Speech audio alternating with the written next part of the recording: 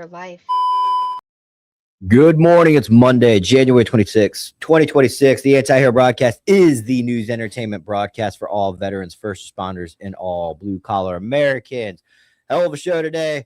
We've got ICE updates. We've got everything compiled, so we know exactly, well, we don't know exactly what happened, but we have our opinions on what happened better than we had on Saturday.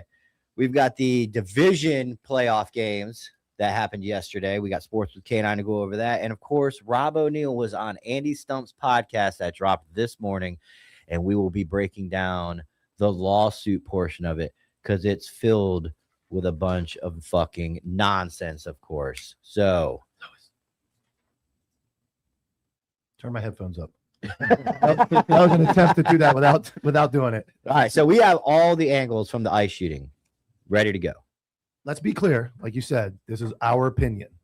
This is not fact. This is not, because we're going to probably disagree on some things. We might, but this is a anti-hero broadcast status update on what was seen. We're not here to prove anybody innocent, not here to prove anybody guilty. We're here to show you what we see and what we think, and you guys make your own decision. I want to be very clear about that because we're not here to say, see it our way or the only way. So that's my 2 cents. I ain't got many cents either. So we should read your book if we really want to know. I'm going to write a book one day. Let's start off with the first angle that came out on Saturday. Now, if I'm not mistaken, there's 3 or is there 4 angles? There's several angles. There's some breakdowns I've seen with actually highlighting the hands and the guns and all that. But the very first one was the one, that's not it. It's the one from across the street.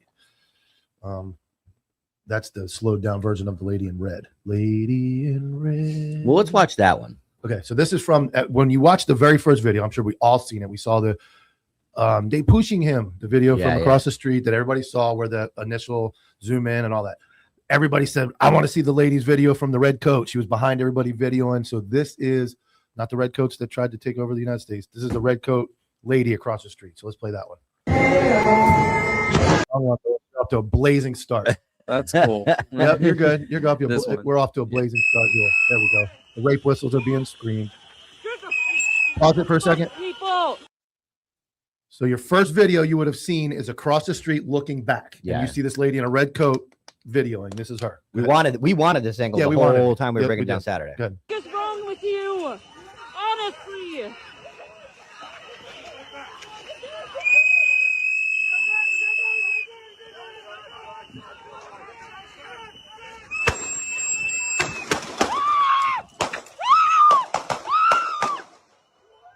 What did you just do? What the All right. So I saw nothing different in that one. no, that's where, like, you know, all the speculation, all that. So now play that video again, go back, and I want you to watch Liberal Mike break this down. Go ahead, add it back.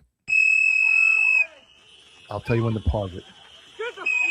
the fuck, people? The fuck Make is Mike wrong bigger, with by the way. you? Honestly. All right. Dog pile. Here comes more people. Pause it right about here. I want you to see this is chaos. You've been on the street. You understand what it's like when multiple people are wrestling, taking theirs. And what I said on my show I did yesterday was go to Jay Wadsworth, EF Combatives, go to Brennan, BJ Jacobs. I want you to find the 7-guy takedown. Yeah. But you're not going to find it. No. You're going to find 2 and 3 guys effectively taking people into custody, extracting from vehicles. These dog piles are bad. I will go a step further and say we don't know the training, and you've said it time and time again. These guys aren't locals; they're ICE. We have no idea how they're trained. We have no idea the tactics. We don't know if they were just brushed through the academy. 10 guys on one, 5 guys on one, 6 guys on one. It's not effective. It's not good for communication. It's not good for relaying information. It's just too busy. There's too many things going on. So go ahead, keep going. That's what we have is a dog pile. Go back a little bit, Lewis. Go back one more time. I wasn't ready. Go back a little further. Go back to like when they're dog piled. Keep going. Pause. So the guy that turned and is walking away has the gun in his hand. Okay, He's so disarmed. he was disarmed at this point. At this point, he's disarmed. The first gunshot you see, based on everything I've seen, is an accidental discharge by the agent. With his own gun? With the gun with the bad guy's gun. Okay, so from what you've seen, and this isn't officially put out yet, but from what you can see breaking down, that is an ICE agent. 1,000,000%. I'm going to show it to you on the next video. Okay. So Guy comes to a protest armed, legally. He's there. He's armed. He's doing whatever he's doing. Something happens. Scuffle. What happens? We don't know. We still don't know exactly. Okay. He's obviously agitating. There's a bunch of stuff going on. At some point, the gun is seen in his back because he has a holster's in his back. And from other angles, you can see the holster and all that. They see the gun, obviously, because he grabs it. He takes the gun. Unfortunately, he fires the gun, which I'm going to show you in the next post. That leads to the next chain of events, which is sympathetic firing and gun. If you notice, you never really heard anybody yell gun. You never heard, like we would do. Like if we see a gun, I'm trained to go gun, gun, gun, gun. So go ahead and remove that video and go to the one you played originally. Wow. So go to this, slow down. This is from the donut. This is from back across the street. Don't let it play. When it goes, pause it real quick. So there is the guy in the gray that turns and walks away. In his hand right now, based on everything I have seen, slowed down, recreated with highlights, that is the suspect. When I say suspect, some people are going to say he's the deceased. Some say he's a victim, the agitator, whatever side of the aisle. Purposes, The man who's deceased, no longer with us. I think his name is Alex Peretta. I thought it was Pretti. Pretti. Pretti. Yeah, something like that. VA Jeffrey nurse. Pretti. Jeffrey Pretti. VA nurse, works at the VA clinic. I'm glad you got his name right. All right. I messed it up. Is it up there? So I thought it was. I've done this like for 30 fucking times. I know his last name. I thought, I said Alex, the fucking UFC fighter. Alex Pereira. Yeah. Okay. So this is the agent's gun. Or I'm sorry, this is the guy's gun removed from the agent that we saw in the video. Play. Discharge. Is that a discharge? Go back. Go back. You're going to hear the bang, and then you're going to hear this is where Do you see anything? you can see the gun kind of recoil. And this is where, we caught some hell over it. This is where your Rocky theme song starts.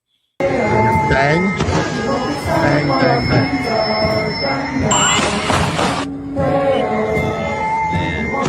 AD. Yeah. Now, you want me to throw the whole twist into it? Sure. It's a SIG. Yeah. Yeah, dude, there's so many people saying that, dude. You can remove it, Lois, for now. We'll go back to it. So you have a SIG 320, but it's an AXG. It's an AXG Legion lower. It's a very, very expensive SIG. That one has not had the problems of going off like the standard 320. I'm just a guy. I've worked a little bit on the patrol. I did a few things. I'm nobody special. I'm just a moron on the internet. But what I see when I go to the totality of everything that's been presented, not why he was detained, not if he committed a crime before, based on just what we've seen so far, dog pile, there is a gun is identified, agent takes gun, agent accidentally discharges gun, which leads to the other guy smoking him. And as you go further, the first 2 or 3 shots are like pretty reasonable. That dude's dead, and you hear like another couple shots. Like he's stretched out, dead. And then you hear a couple more. And it's like, I understand force science. I understand like you make a decision to shoot. You make a decision to go ahead and go. And when you break it down, he gets shot point blank in the back by that one agent standing up. Bang, bang, bang. Goes flat. And then there's a pause. And then there's a couple more bangs. I'm not getting into all that. My take on this is we're not going to sustain our country killing somebody every week in this manner. Now you sound like fucking the mayor. I just, Mayor you sound like the chief. I'm just saying, good, bad, or indifferent, something is not going right. I'm not saying who's right or wrong. I'm not being again anti-ICE. I just don't know how we can go on with questionable at best over and over and over again. Lewis, did you check the speed of the internet when we started? Nope. Doesn't matter. It really doesn't. Lewis, you have a checklist for a reason. We're not going to make it go any faster by doing that. Well, if it was going slow, we could have done our pre-thing, our pre-things. Lewis, what'd you do? You started playing your games before you got your checklist done, correct? Right. Okay, so let's check the speed of the internet. Why are we bad? Oh yeah, we're Minecraft potatoes. And I don't really care so much about that, but we can't show videos in detail unless the videos go through clear. I don't care if The videos come through clear. okay. Then we're checking upload is good as always, or download is good as always, and upload is pretty high. Normal. So we'll work through this. It usually typically goes away. It's cleaning up. All right, cool. So here's the big issue that I have, and I think a lot of people have. You put yourself in a situation, you go out there and you antagonize law enforcement on purpose, and then something happens to you. It's like we blame the sharks when a shark bites a person, but we go and we fuck around with sharks and we swim in their ocean, and then we're like, bad shark. Like, you tell the dude, hey man, might not want to snorkel where the tiger sharks live, but they do it anyways. I agree that the planned agitation signal groups I've been seeing posted with thousands of members to go out, all wrong. Those people, and here's my take on that. I'd bring every ICE agent. I would arrest 3,000 people at once to make a point. Like, you can't continue to organize an effort to stop legal deportation. You can't. This is why it's so cloudy. It's because we don't want it. I don't care what you say. You go to church on Sunday. We all praise God. We don't want our people dying.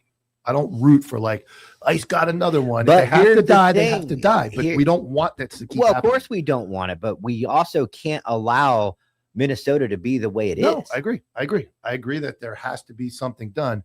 So to me, it looks like more, like I've said from the beginning, you have government agents like the chief and the governor and the mayor antagonizing and organizing citizens to go respond. My analogy on this was yesterday when I said it was, I go armed into Publix or the store, the grocery store. I see a fight. I decide to interject myself into that fight. I see somebody getting the better of somebody. I pull my gun out. Cop comes around the corner and fucking smokes me. Yeah. Is he justified? Well, not much information. There's a fight, and he sees a guy standing over somebody with a gun. Yeah, that's hard. I mean, very hard, right? It is hard in that case, because he's protected under, what do we always say they want to get rid of? Qualified immunity. Yeah. He would be protected civilly all day for qualified immunity. So let's say but who put themselves in that situation to get shot? I could have just walked away. I'm a civilian. I could all the gunfights you don't get into. I said, I'm going to go ahead and interject right now. You would probably feel more sorry for me when you hear that story, right? You'd be like, damn, Mike died. He was trying to do the right thing. Now Mike goes to the store and I'm the agitator and I got a gun. I don't pull it out, but I'm getting in a tussle. Fuck you guys, MAGA, all that stuff. I get in a tussle, same scenario. Cop sees a gun on me. I end up getting shot. You're probably like, cop's at fault. That Mike didn't even pull his gun out. No, I'm like, Mike's an idiot for getting into a fight with a gun. There you go. But in the same scenario, I'm a citizen. I can go either way. I can go to agitate. I can go to not agitate. The fact I have a gun, yeah, I get it. The easy answer is I wouldn't want to get in a fight with a federal agent knowing I got a gun in my back. We don't know. We don't know why they detained him. I know he's yelling. He's got the phone. The gun was seen early on. The gun was removed. I'm not saying ICE is at fault. I'm not saying he's at fault. I'm just saying it's an ugly situation. Dogpile, lack of communication, an accidental discharge. That's crazy. Yeah, that's crazy. Yeah, let's just put it all on SIG, dude. Put the whole thing on SIG, dude. I mean, what's worse about this though is to me is I'm a 2A guy. The rhetoric coming out of ICE and the White House and a lot of Republican lawmakers is so egregiously bad. He should, if you're carrying a gun in public, you're. It's like, what the fuck are you talking about, bro? Yeah, that's what I'm saying. It's. But here's the thing, Jimmy, is you can carry a gun around in public the way you're meant to for your protection. You're not. You can. Yeah, you can carry a gun and go piss off the police. I'm not saying. So he's not a two-way guy. A two-way guy is minding his own business, going to the store, could bring his shit home to his family, and trying to live the American dream. I can be a 2A guy. I'd still disagree with the government. But you can't pick fights with law enforcement. We don't know what he did. So we have to stop. That's a good point. We have to stop because we don't know. Did he yell? Did he agitate? What did he do? Even so, if I have a gun and I'm a 2A and I see a cop that's a liberal cop shows up, one of our enemies, right? Where we don't like liberal people. And a liberal cop shows up. Okay. Call me liberal Mike.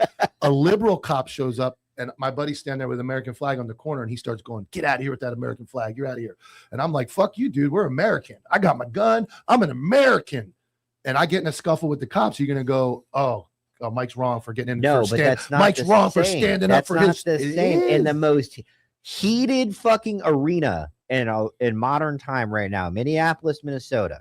You really think that it's a good idea to go out there and film ICE doing it when they've had time and time again made maybe bad choices in their way of detaining people and killing them. Yeah. So I I guess mean, we, during the heated time of COVID, I guess we all should just lay down and like we did and take it. but is what ICE is doing wrong. Enforcing So, federal yeah, law. what's wrong? Is the First Amendment wrong? That's like is the Karen, First Amendment wrong? That's like Karen. Is the right to protest the government wrong? You can protest the government all day long, but you cannot intervene and Okay. interfere with I law agree. enforcement. We don't know, but we don't know that that version of That's that is. That looks pretty obvious that it was law enforcement doing their job. out there. Correct, but we don't have any context about why law enforcement decided to detain him yet. And then take it out of it. I still disagree. You can protest all day with a gun. If I go amongst a bunch of anti-American and I'm going to carry a flag around like at these No Kings rallies, like Jay did, I'm damn sure gonna have a gun on me. I'm not gonna go in this crowd of people See, that that's can kill where me. I disagree. Okay, I disagree with you in the sense Tyler that doesn't like guns. the even the quality YouTube disagrees with you. Why we're bad again? Yeah, but I don't know. Conservative Chocolate says the issue is local PD doesn't support ICE. This doesn't happen in Florida, so they're forced to go ham. They are. They're forcing these ICE agents to go hands-on without the training that they need to have. I don't think that shooting would have happened with street cops. I think here's what I think would happen if the street cops, the disarming, you work with those guys all the time. I got a gun. I have the gun. You remove yourself from the situation. Does he get a fucking ass whooping? Maybe, but he didn't communicate the fact that he just had that gun. No, he fired it instead. So I mean, I was letting you guys know he had the gun. Yeah, it worked out. Apex Training Concepts. That's our bro over there. Right? I reposted his story. Yeah, my personal favorite is no amount of multicam can hide. I reposted it this morning. Yeah, no amount of multicam can hide a lack of skills or training, and no amount of Gucci gear, cool guy plate carriers, all that stuff you guys like to take pictures in looking like operators. It's not going to change the fact that what we look at up there is just what Mike said. There is no 7-man takedown. Like that was a complete lack of training. And I mean, basic weapons handling. We've seen it over Keep and over. Booger hooker off the trigger. Over and over and over. That's what I've been saying all along is it's obvious that these guys aren't trained and they're not used to dealing with this and shoving people back, pepper spraying people. That's all easy. That's fun and games. I get it. You guys want to spray everybody. But when you have to go hands-on and actually arrest somebody, there has to be some training on how or encountering a gun. Like what? I think it goes. You've been involved. Gun. You aren't SWAT. You see a gun, you yell, you make it known to everybody. Gun. Yeah. Don't touch the gun. To be honest with you, this would be a way better shoot if they were to have backed off everybody and then he went and reached for it. Yeah. Don't go reaching. and sometimes me personally, I don't think I've ever been in a situation where I was tussling with somebody and I saw a gun, but I would think that I would break contact and be like, don't reach for it, and then it's a clean shoot all day. You have two options, and that's where I go back to BJ Cops and Jay Wadsworth. You pin the hands, and like the guy that the cool video we have of the trooper that wrestles the black guy on the side of the car and ends up shooting him point blank. Yeah, he's pinning his arm. He's using jujitsu. He's getting when he realizes this guy's about to get that gun, draw and kill. Yeah, good. It doesn't always work out that way. No, it doesn't. So breaking contact is one thing, or staying on him to not. The gun's in his back, the small of his back. They see it. The biggest problem I have is the agent taking it doesn't say disarm. I have the gun. Like, what is his emergency to grab it and take off running across the street? I get getting rid of it, but it's just like drug. If I see drugs on the ground, it's like, well, it's do I pick the drugs up? Kill you. Okay, I see a gun on the ground. I put you at gunpoint, right? I get you on the ground. I'm like, Tyler, get on the ground. I see your gun. Jimmy grabs your gun and takes off running out the front door. I'm gonna get it far away. You're surrounded by agitators. You can't just leave the gun. No, you pick it up and stand there. You're surrounded by agents beating the shit out of the guy. What's the issue with him standing there and excitedly grabbing that gun and going to run away, fires the gun in that process? He was too hyped up. Yeah, just fucking grab the gun, be like, look, I got it. Those guys have dump pouches on their equipment, which, by the way, Flatline Fiberco makes some good ones. But you got a dump pouch on there. Take that thing and stick it in the dump pouch. If anything, I went to a murder-suicide once where a guy killed his wife and then killed himself. The first thing the responding officer did was pry the gun out of the dude's hands, go down the hallway and put it in a drawer. But that's different. The gun can't go out by itself is where I'm going. Well, unless it's a SIG. Okay. The gun, you pointed in a safe direction then. So you pick the gun up, finger off the trigger. I have the gun. I have the gun. Gun. I have it. Damn. That's a question we actually don't know. Do they know that they were tussling with an armed individual? I'm pretty sure if you watch those videos back, you can see the holster sticking out from behind. And It was on here- his back. And Which, by the way, terrible place to put your guns. Yeah, they on don't the want back. I'll get ahead of it though. Where there's one, there's two I get argument. it. I get it. No, hold on. I don't believe that pertains to this because that's more for a vehicle or a structure. On one's person, the likely that they're carrying two guns is very, very low to the point where I wouldn't let it alter my training. Still good. Glad it's in your head though. It Yeah. should be +1. So what do? You've removed one gun. Everybody backs up. Yeah, flatten them Fucking out. 8 guns on them, like pointing at them. You move, motherfucker. I'm gonna kill you. I'm okay with hearing that out there. You move, motherfucker. You had a gun on you. Move You again, move, I'll I'm shoot going- you in the I'm- back. Stop or I'll shoot you in the back. Yeah, I'm cool with St. that. Jerry Worm says. But so. here's the thing: it's like I'm going to argue the fact that none of these are pretty because 8 dudes pointing a gun at somebody. Then what are we going to run into? We're going to run into clear communication. There's nothing that horrifies me more than having 8 guns pointed at me and not being able to tell someone I'm not going to resist. I'm not because I'm getting different. Someone tells you to fucking move. Someone tells you to don't fucking move. Yeah, I've what do you seen do? that video too. Right? Yeah. Where 2 officers are looking at the same guy and guys are giving different commands and kind I don't of. know what to do. So that's why we went to all this, IC, somebody establishes IC, all that from SWAT. I'm the commander. I have hands and commands. You guys perform one person, but what you're seeing is lack of even basic communication training. Who the fuck is in charge in that scrum? Who's the one going, all right, I'm going to direct this. We're hitting them with cans of spray. We're fucking pointing guns at them. We're pulling guns off I them. really wish we knew why they detained him. Do they have to have a reason? If they're in a riot zone and if they're like, hey, I deem you an agitator, are they allowed to detain him? I don't have a problem with that. But Detain I him? don't have a problem with that. So really what it boils down to is the lack of training that they have, and you're not going to be able to train up 3,000 ICE agents and combatives in a reasonable amount of time. Felony stops or So bids. what you have to do is you have to get the local PD back. Can I read what Jerry said in the comments? Yeah, sure. He said if one of the ICE officers during that scuffle yelled out "gun," that would have sent the rest of the group into panic But mode. I disagree good because point. that's what we're supposed to do. That is what you're supposed to do. You don't go, man, me, Jimmy, and Tyler fighting. It is Lewis. definitely Lewis has better got than a gun, but it's I'm not going to tell those It's guys. definitely better than knowing the bad guy has a gun, right? So at face value, every single ICE agent there, all 27 of them dogpiling on this guy, they know he's armed. At some point, they all go, oh shit. Now, whether or not one of them, they were saying like, hey, gun, gun, gun, we can't hear that part. We'll never know that. Right. But I would be surprised if the majority of those ICE agents didn't know that guy had a gun. Now, if I remove They certainly were acting like he did. if I remove that gun, but none of the other ICE agents know that I removed that gun, and then I hear a shot. Oh, yeah, that's game my on. entire point. So I My mean, entire point. we trained that at Department of State, where you're on the line, everybody's looking at a target, and you're basically just doing what you're supposed to do, pull security. And then one of the instructors comes up to one guy and whispers in his ear, hostile intent. So he's firing at you. One guy fires, everybody else fired, and he goes, "Hey, why did you guys shoot?" "Well, we heard our buddy shoot." "Okay, well that's not okay." Happens all the time.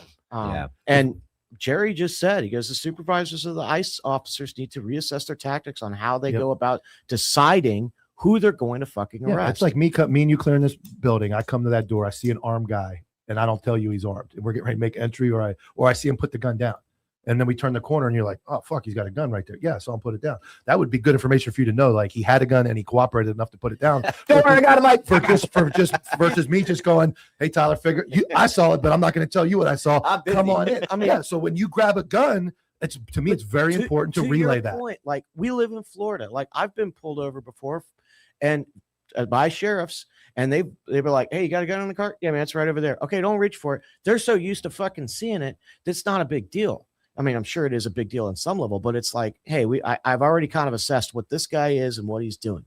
So, I mean, these guys probably don't have that kind of experience to be dealing with somebody who is armed in the first place. They're not used to seeing it. I mean, how many people did you pull over? Oh, you didn't pull anybody over. You told me you didn't like pulling people over. What the fuck are Never you talking once? about? Never. He Yeah. said you're a parking lot cop. Out of man. 9 years, I did 8 of them proactive.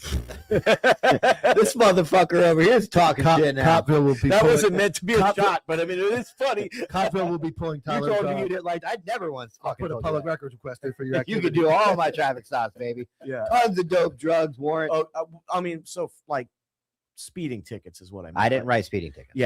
Yeah. So It's okay. Your civilian brain. So can that- do it. yeah, but, hey, I mean, Drill- it's fair. Never drill- been a cop. Drill Don't Bill pretend to right be. there. Bring that one up. Drill Bill, that 11 Drill Bill comment. No. Lewis, the comment. Up. Hey man, I'm right only there, running right on there. water now. So this is accurate. In the angle in the pin coat, which we watched, the agent fishes the gun out of the dude's waistband, and the other agent, which ends up being the one that fires, pulls his gun all at once. So it's happening all at once. That part is like bang bang. He sees the gun coming out. You can see that guy pull the gun out, booger finger on the trigger, bang, and then he's the one that shoots him. Bang, bang, bang. So that's kind of, I mean, that's what happened. That's what happened in my mind. Oh, you got the drill bit comment? Yeah, we pulled it up. Do you guys see? Okay, yeah. So, so that's what happened. And then there was response to that noise input, and it led to bang, bang, bang, and then it leads to a couple more bangs later on, which I mean, yeah, and CC says government employee protesting government is wild. I mean, that to me is we joke like I'm the anti-government club, like I work for the government, but I'm not. I always I'm Ron Swanson. yeah, like I always said, like we're social contract theory enforcers. That's how I justify it. We work for the people, not for the government. But this show is brought to you by Human Performance. We'll see it, Lewis. Boom, boom. Go to hp-trt.com. Use promo code HERO. Save 20% on your testosterone every single month. GLP-2s, peptides, testosterone. Now they got Anavar and Deca. Low dosage will really help put on that muscle size, and your dick will still work. Trust me, I do. So go to hp-trt.com. Use promo code HERO. Save 20%. Dude, that's awesome. You don't want that Deca dick, dude. Dude, no, hell no. Hell So, no. all right. Well, what we do have is I have some opinions from some other people. If you want to bring up those screenshots, Liz. I was asking a lot. I know. No. Yep, it's those two right there. Pull up one of them. All right, beautiful. So this one is from old Matt Kubler. Matt Kubler is kind of an activist. He's been on Anti-Hero a couple times. Very outspoken. Definitely got like Asperger's or something, but I'm very pro 2A. With that being said, responsible gun ownership is also important. I would never carry a firearm while drinking at a bar because that would be irresponsible and could put me and others at risk due to my altered mental state. When intoxicated, carrying a concealed weapon into an already volatile and anarchist situation and interfering with police is also very irresponsible and clearly put himself and police at risk. Is that not a valid argument? It's not. It is a very I'm valid going to kill it with one name. Kyle Rittinghouse. Well, you got the name wrong. It's Kyle Rittenhouse. but okay. Rittenhouse. But he's He not should- wrong. He shouldn't have brought the gun to the And- protest. Absolutely not. Look what he went through. But everybody loves him. He's a fucking No, hero. everybody, dude. I would The say right- First of all, The right loves him. the- The right. I can prove it with a meme I made about him that's got fucking 12,000 There's a- shares. there's a very big difference between showing up to protect property and staying out of the fracas Based on what he says. and based on what he says Okay. and agitating against law enforcement. Show What me the guy the- with the- agitating. with I haven't the- seen the guy agitating yet. Now, look, I got no. If open carry, I mean, first of all, I think open carry should be legal everywhere because it goes to our two. But if open carry is legal, there should be no problems with us open carrying while we protest. So if Is the- it smart? Not If particularly. the nurse was open carrying, would have been better. Would it have been the better? deceased. I think it actually might have in this case, and I'll tell you why. I don't. Hey, put that down. You're detained. Put it down. You're Well, detained. then you have to go take it out of the holster. Yeah, we don't do that. do Yeah. we? No, Put your hands up. Hold on, let me put it down real quick. No. It's hands up. Okay. Don't move. Oh, Don't reach for, Put that down. reach for the gun. I'll kill you. But we're talking about open carry, Yes. right? So if he's, I'm thinking, New member. I'm thinking Kyle Rittenhouse. He's holding an AR. But Pro 258. Thanks for joining, bro. Keep going. So so he's got it in a holster. It's open carrying. Hey, you're detained. Put your hands up. Yep. Turn around. Yep. Don't touch that gun. Lay Don't go down, anywhere near hands it. out, One palms to guy the sky. speaks. Everybody else. Yeah, ideally, yeah. What did he say? And reach for the sky.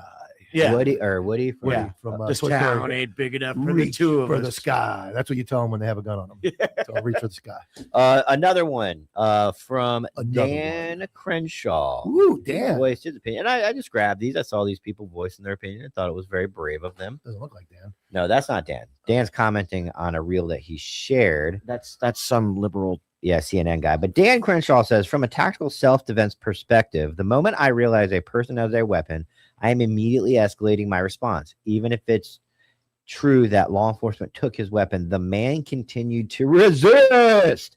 And it is unknown to law enforcement whether or not he has additional weapons. Nope. Don't bring a gun to a fight Nope. with ICE agents. Nope. I love how he's standing on. I respect his stance. I don't. People, nobody's holding back on picking a side anymore. That's great. First of all, that's great. And you know, there's some things that Dan says that I can agree with, but like, I'm sorry, dude.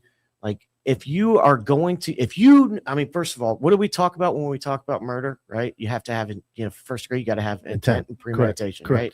So you went knowing you were going to get into a altercation with ICE, verbal, whatever. You went on. I feel like it's a fight for Jimmy right now. Yeah. Me and you are both fighting, and Jimmy's like,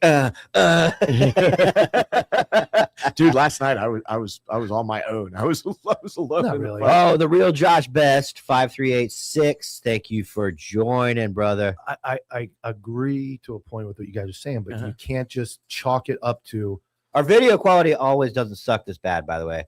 The fucking OGs in the chat will tell you this is just a random fucking fluke, but we're gonna work through it. Where I'm blaming it on the ice storms. It's the ice storms. ICE. ICE is responsible for everything. Yeah. All right, You can't chalk every shooting up to you shouldn't have came with a gun. I understand that. How many more? 10, 15, 20 more deaths? Like, oh, that one's questionable again, but we're going to argue about it we're going to get ratings. We're going to get views, but we have Americans dying. That is my biggest point is we are God. we love have God. Americans dying every day in the We streets do. of Chicago. Yeah, but Why doesn't anybody care about that? they do care about that. No, they don't. Yeah, Not they enough. do. Not Okay. enough. Oh, they do. They do. People care about that. People use that statistic all the time in their argument that it's society's fault. It's the hood's fault because they're killing each other. Okay, great. It's not on TV. This becomes a political disaster And now it's important, Mike, right? because two sides. Americans are dying. No, one side says that, and what's the other side saying? Fucking kill them all. The motherfucker doesn't like ICE. Kill them all. You can't have both sides. You can't. It's too extreme, both sides. I don't really think anybody's saying I should kill them all. I They're think people fucking are A. saying you let crazy? ICE I let could pull up 40 tweets that are like, fucking kill them all. Oh, I didn't see that. Yeah, Oh everybody's saying yeah. that. See that Yeah. that's the other thing. That's bad. Yeah. That's bad. So remember, you've created a perfect storm where people are saying we're going to kill them. They're brandishing their fucking 22 AR pistols in front of the camera, which by the way is hilarious to me. And like, hey, we're going to have a gunfight with you guys. It's over. It's done. And so now here we are. We're ICE agents. We have minimal training, but lots of multicam. And we're going to go deal with this armed protester. And all I hear is a bang. Yeah, that dude gets lit And like the Colt, fuck up. Colt's But joking, but if it's brown, it's down. If you reach, I teach. Like that's one people are serious about that. That's not a joke. Like there are people sitting at home going, fuck him. Fuck him. He shouldn't have showed up that day. That's me. I'm not saying he should have died, but do you think I care about Pretti, Jeffrey Pretti? At least I know his name. We have to care though. Why? Because we can't If Jimmy, sustain a that's like country. me. If Jimmy's goes out the door and starts running in traffic, and we're like, Different. Jimmy, stop running in traffic.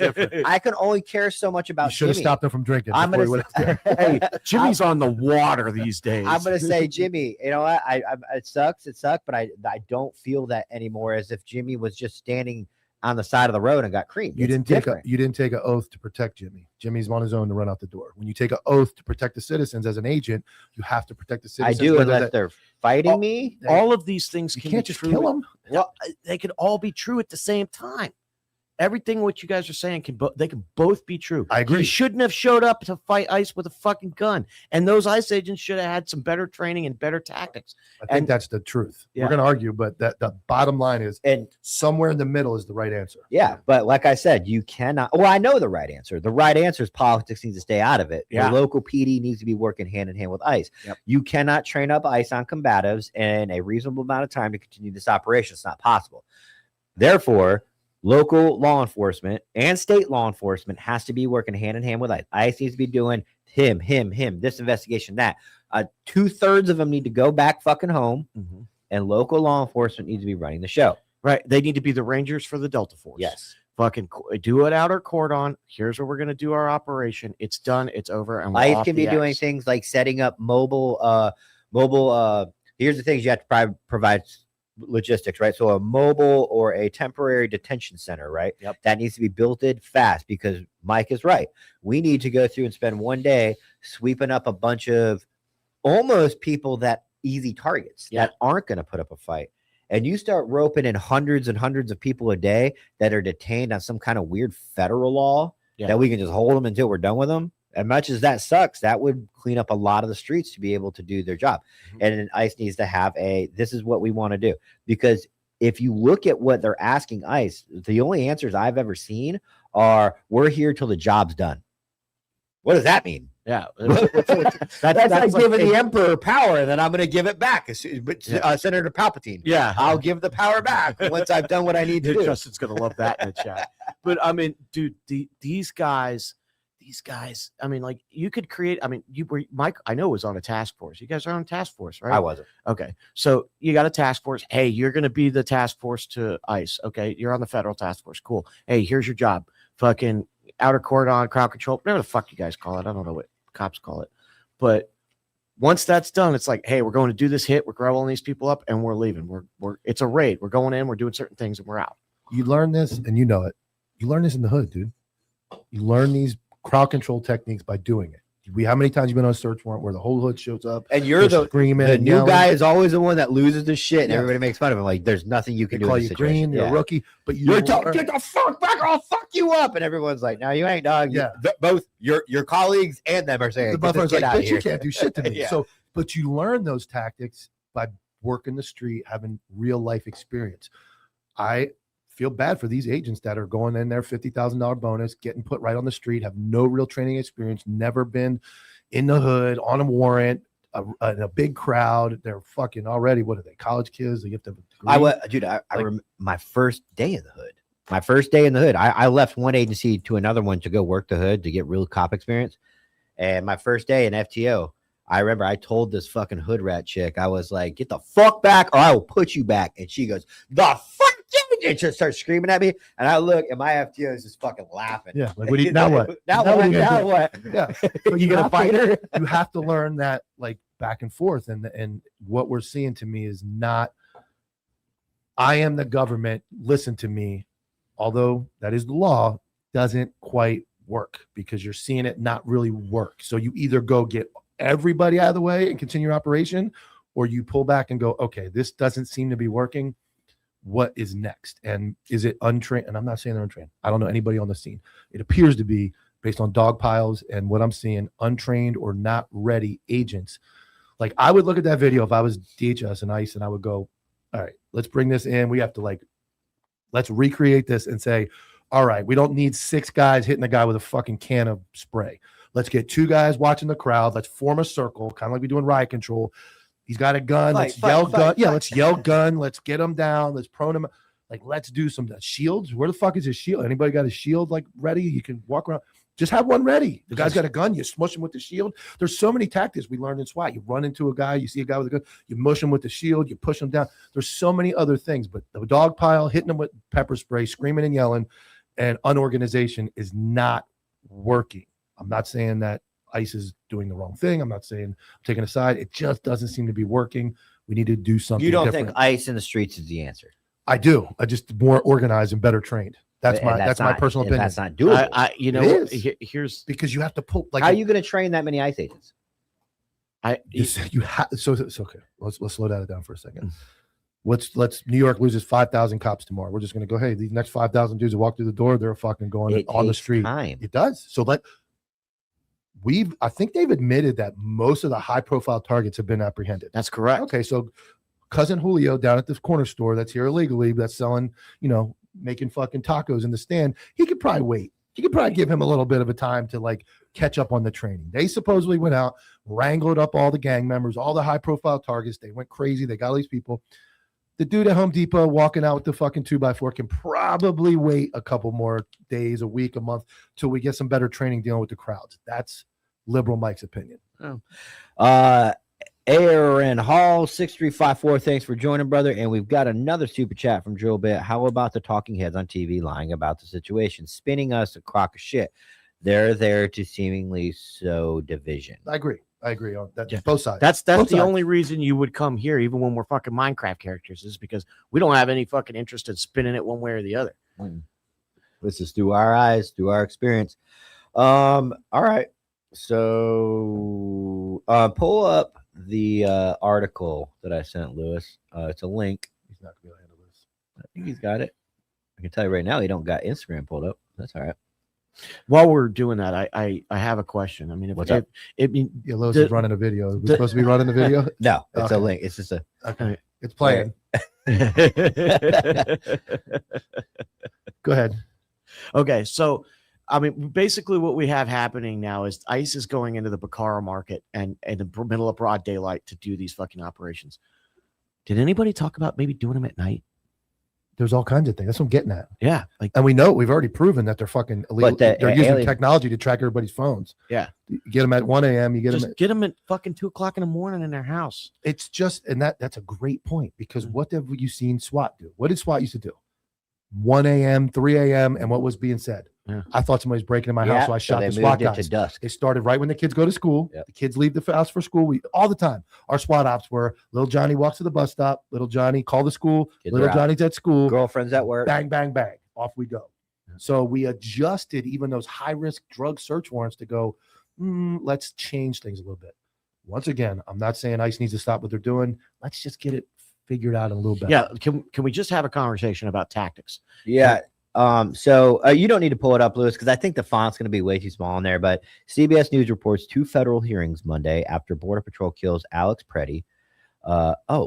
His name is Alex. Oh, sorry. You can apologize. Go ahead, Jimmy. It's You want to ask him to apologize to me? Yeah. Hey, go ahead. I thought it was Jeffrey Petty. Yeah, it's Alex. Yeah. Me and Mike were right. Trump sending Tom Homan to Minnesota. Who the fuck that? So he's the guy in charge of DHS. He was and he was in charge under Obama. He was too, and he Okay. got the Presidential Freedom Medal or something. Now he's a racist. So federal judges will hear 2 separate cases on Monday related to the ongoing surge of immigration, blah, blah, blah, Monday morning.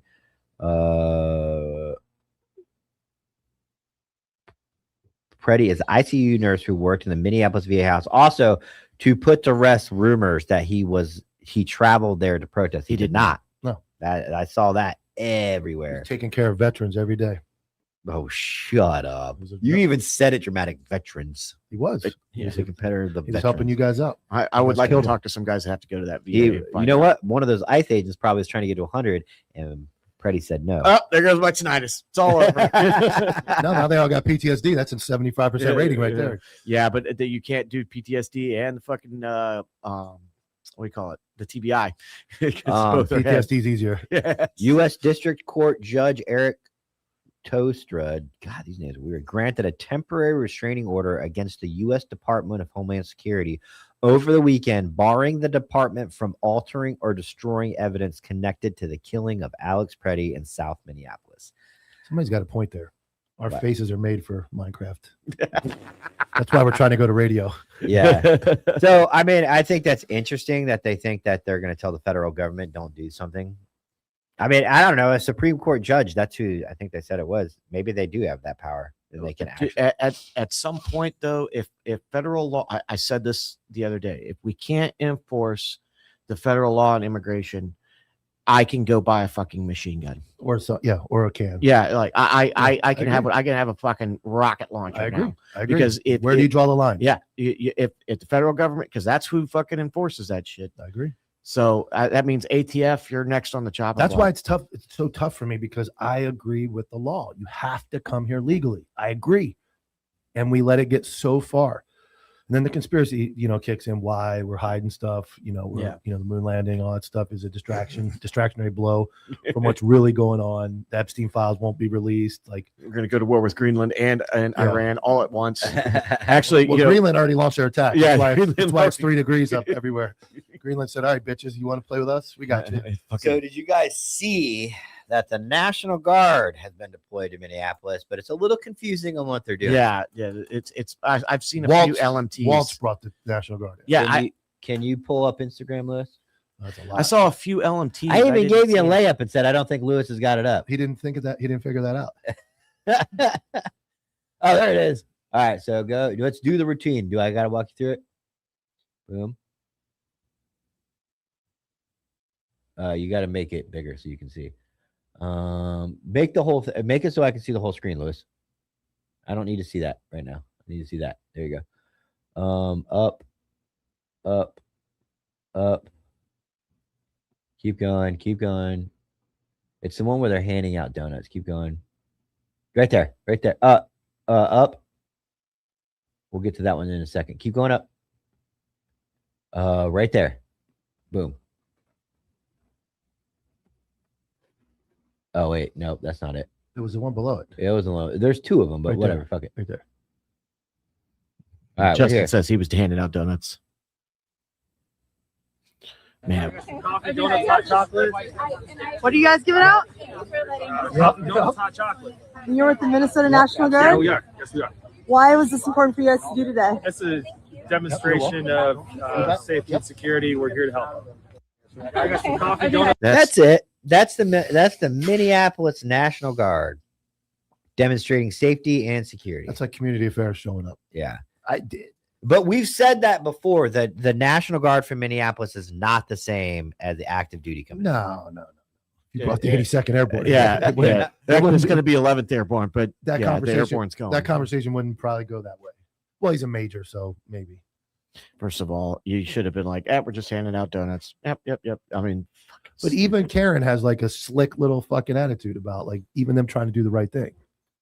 yeah. Like we're trying to show some peace here, right? Yeah. Well, this goes back to your point. Like the community engagement shit doesn't work. Should have dogpiled her, beat her, and then said she had a gun.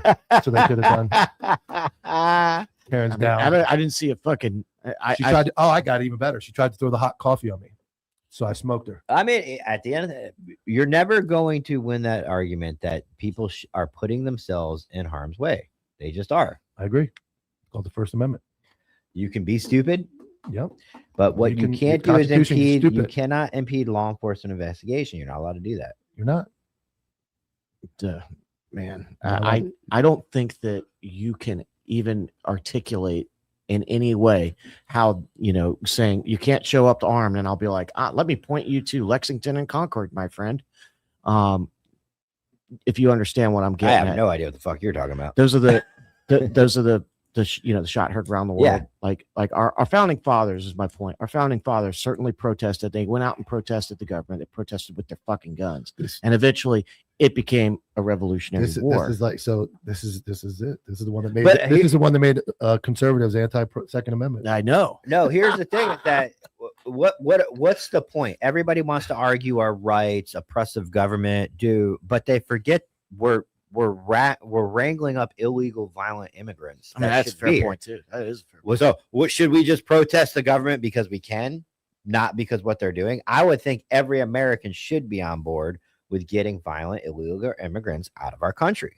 Yeah, I think people. Let's go stop them from doing that because we can. I think that there's so many people that don't That's like even saying understand everybody what they're should protesting. should believe in one religion, and they don't. Unfortunately, people have a right. It's like saying we should all like the Cowboys. No, what It's we America's should do team. is we should have those veteran biker gangs come out and just keep the protesters away from ICE That'd for be their own well. safety. Dude, that's For their own safety. Stay away from ICE for your own safety. I'm doing this for you. I don't agree with ICE, but nothing good's going to come from this. Make the wall that they do for funerals for soldiers when Yeah. the psychopasts go out there and fucking Got bad Westboro. news. we're going to add another element into it. Bad news written all over it. dude, Let's bring in the Hells Angels. Jesus Christ. yeah, we're in Florida. It'll be the Outlaws. Oh boy. You guys ever had any dealings with the Outlaws? Mainly Mongols. Mongols were Outlaws big. were by us. Yeah. Funny story. One of my buddies was on surveillance with the Outlaws, trying to watch them from down the road, and they sent 3 guys over with food for everybody in the surveillance van. They're like, "Hey, go guys." They knocked on the side of the van. They wouldn't answer. Of course, we're all inside, like pretending they weren't. So they left like a note on the side of the. We appreciate you guys doing keeping us safe, and they put the food trays like right outside the van. That was in the town. Fucking hilarious, but it really happened. Like, I meant to, because that's how good the guys were at surveillance that worked there. So some of the reflections that we have for this episode are we broke down on Saturday. We went live with this breaking news. And I had made a reference that was just a fact. It's a fact. Now you're growling. Here's the thing is that I never want to hurt people's feelings. But I'm never going to apologize for making a joke. I got more feedback from people saying that show was funny because that's that dark humor that we all do. We all vowed we were going to have the 3 a.m. first responder conversations or the military smoke pit conversations you wouldn't necessarily have in front of civilians that they, or people that get offended really easily. You can't, but that's the type of show we are doing. So I stated a fact that the sound pattern sounded a lot. In fact, Lewis, pull it up. You want it? In case anybody missed it. I don't think anybody missed it. Go to the anti-hero page. Yeah. It's on YouTube right there. Just go over. Nope. Yep. It's not on YouTube. Sorry, it's on Instagram. Yeah. And then go to the main page, like the anti-hero page. Or you can just go in the DMs. It's right up there. You got to be able to see the screen, Lewis. There we go. All right, go up. Up, right there. No, up, right there. All right, we got it. We're bringing it in now. You know what it sounds like? It sounds like Eye of the Tiger. Now I'll play it. Oh my God, you're really gonna have everybody fucking hate us. You're making music videos out of people dying. Eye of the Tiger. Oh, You can't unhear it, dog. It may have sounded different just because That's it. shooter. Made a little light of a fucking tragic situation. Rubbed a lot of people the wrong way. Very of course. wrong. Very wrong. But notice what I didn't do. I never once said I supported ICE or anything. No, I just made light fun of of the a dead tragedy. guy. That's it. No, you just made a And I joke. got- and I got I the mean, same and on. I was Feeling self-righteous about getting it right. I was in there white knighting for you, like, dude, what the fuck, bro? Like, people are like, I can't believe I you guys- commented, Tyler said it, not me, and I left, and I never came back to the comments. Yeah. I saw some of them, which were what they are, who they thought that we thought they were, but Yeah. I bailed on it. But I do agree, if we're going to provide news, if we just shit on all the cops that have dark humor like we do, who's going to watch? Liberals aren't going to watch this show. Nobody's going to watch. We well, have to fun- have it- those it guys would- watching in order to spread. It wouldn't be fun. Yeah. I mean, look, man, we make. I love pushing the envelope and watching Mike go. I mean, You did it that day. You heard me. I was like, oh God. I mean, we watched guys accidentally blow themselves up on fucking, through the remote weapon system. Oh yeah. And we made fun of him. Like, we went in to do post blast after one, and this guy was fucking vaporized, except it's perfectly intact, Yeah. cock and balls laying in the Everybody street. scrolls past that video of somebody blowing themselves sideways on Instagram and kind of chuckles like, "Yeah, you dumbass!" Like that was a bad idea. Yeah, Like going up against ICE. yeah, What? Oh. yeah. But I mean, and again, that's my point. Is that it's like if you have the people that say that, and there was one guy who claimed to have been a veteran. I'm like, bro, shut the fuck up, dude. You've had these conversations. You know you have. You shut the fuck up. Yeah. Yeah. Yeah. Self-righteous. Everybody's so self-righteous. My personal favorite though was the guy that did laser engraving, who was like, I can't believe you guys said this. And I was like, do you laser engrave those pearls or just clutch them? I saw that. I did see that one. So, that being said, not changing anything about the program at all. We will But not. we did have to shed some light on some. And even if I did say something that was, we wouldn't take it down because we're against taking it down. Yeah, we've already We come out would- as a stance on that. Yeah, like we can't take it down because then they would attack the fact that we took it down. We when we broke down the shooting in Australia, for those that don't know, that happened, like the information that we got, that by the way everybody had, was fucking wrong. And we went out and said, okay, we were wrong, here's the corrected story. And then people were like, well, why didn't you fucking take it down? Yeah. And it's like, no, because we fucked it up. If we take it down, then Getting things wrong, Yeah. making a music video about a dead guy. Getting things wrong, making a music video about a dead guy. They're right here. They're just right around the same time. and that's what makes it funny. Yeah, it's hilarious. We got a couple more big topics today. After the commercial break in about 5 minutes, we are going to talk about the AFC Division Championships. And after that, we've got NFL. Rob O'Neill's episode on Andy Stump. We're going to break down where his lawyer allowed him to go on and talk. And I don't know what the hell their strategy is other than being idiots. But this episode is also brought to you by GhostBed.com/antihero. Save 10% on their already ridiculous low prices. Everything from pillowcases, mattress toppers, cooling patented technology sheets, and their award-winning mattresses. If you got to replace something in the bedroom, go to GhostBed.com/antihero, and you'll save 10% on all their comfy shit, and it'll tell them we sent you. Another reflection, though. You guys went on Elizabeth Lane's show last night, correct? We did. What'd you guys talk about? The moon landing. Why is he laughing? It's fucking great. It was great. Was it a good time for real? I couldn't watch it. What's his last name? Sable. He said it like a billion times. Bart Seibel. Yeah. I never wished I didn't believe in the moon landing more than last night. I wish I did it. Like, I wanted to argue with the guy because he's been on Joe Rogan, he's been on Candace Owens, he's on here, and I don't think we landed on the moon, but I wanted to like take Jimmy's side on this because the reasoning behind him is I made a video, I made a book, you didn't read it, you don't know what the fuck you're talking about. That was and I think he says some really cool thing. He lost me with the CIA capturing, like he Dude, it went off the rails. I was like, I don't even need to at some talk point during the thing, he writes a book called "We Didn't Go Halfway to the Moon." It was a funny thing happened on the way to the moon. Funny thing happened on the way to CNN. Yes. So funny thing happened on the way to CNN. He was kidnapped by the CIA. He had like a video that was going to prove it.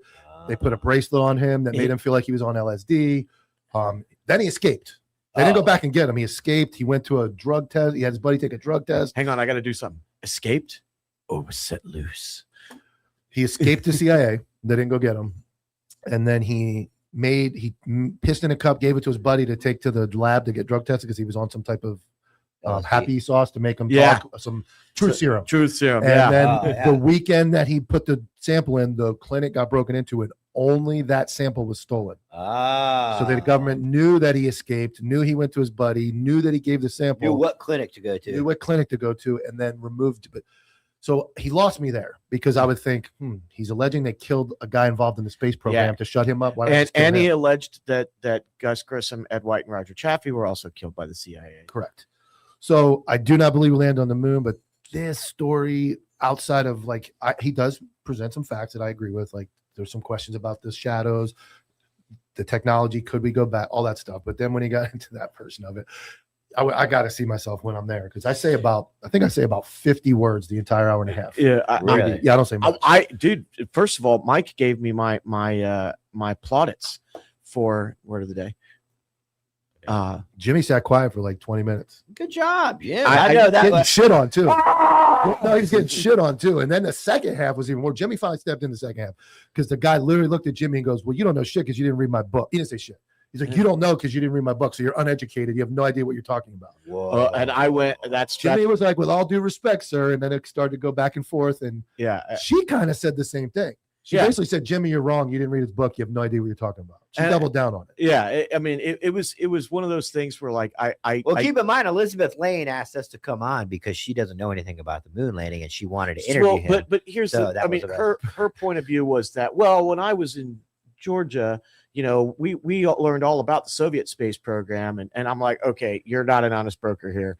You know, you're going to talk to the honeypot. Well, that, and she said flat out said to Jimmy, Jimmy, you just heard him say he was captured by the CIA and all that stuff happened. What do you mean? What do you mean you don't believe it? That was her response. I mean, by the way, it'd be like me just going on saying I wrote a book about I landed on Mars and I was kidnapped by aliens and I wrote a book about it. You have to believe it because I wrote it. That was her argument. Or you can't even talk because you didn't read it. And that was, I mean, finally it got to the point where like she was like, Jimmy, you are not a physicist or a scientist, and neither is them. So let's just throw the science out. I'm like, well, if we're throwing the science out, then what the fuck are we even talking about here? Are you glad you went on? Oh yeah. No, it was a fun time. I mean, I got to the point though towards the end. I was like, the Bible talks about, by the way, we got a Bible verse for the day, but the Bible talks about answering a fool in his folly, and a wise man is thought wise when he keeps his mouth shut. I sat there and just was like, this guy's going to talk himself into looking very silly.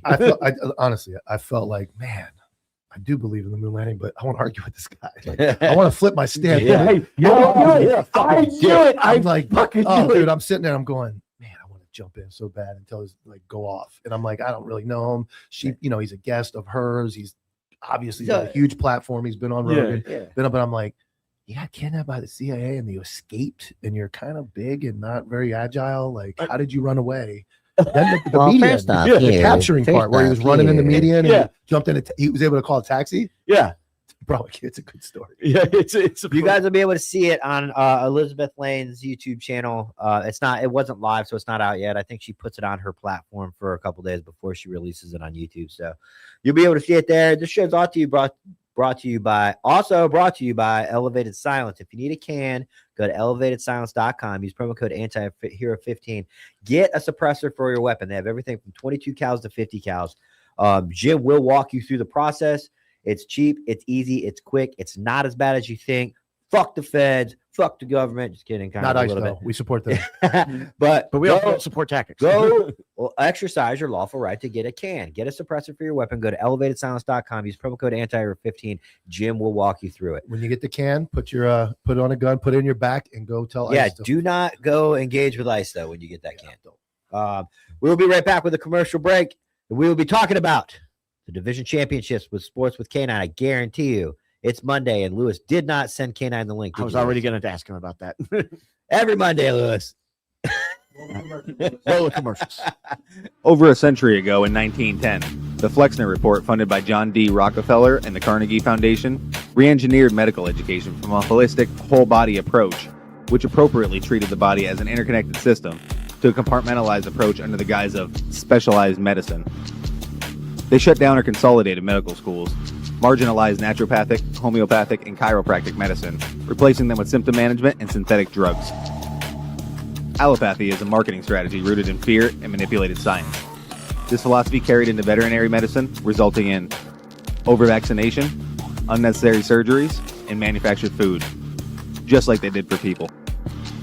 They call it care, but it's predatory and based in profitability. The truth? Toxicity, compromised immunity, and chronic inflammation. They're not fate. They're engineered. And so is your power to undo them. We built 3 targeted formulas to return the body to homeostasis, for pets and people. To detox, defend, and restore. We are the correction to decades of corruption. We are vengeance.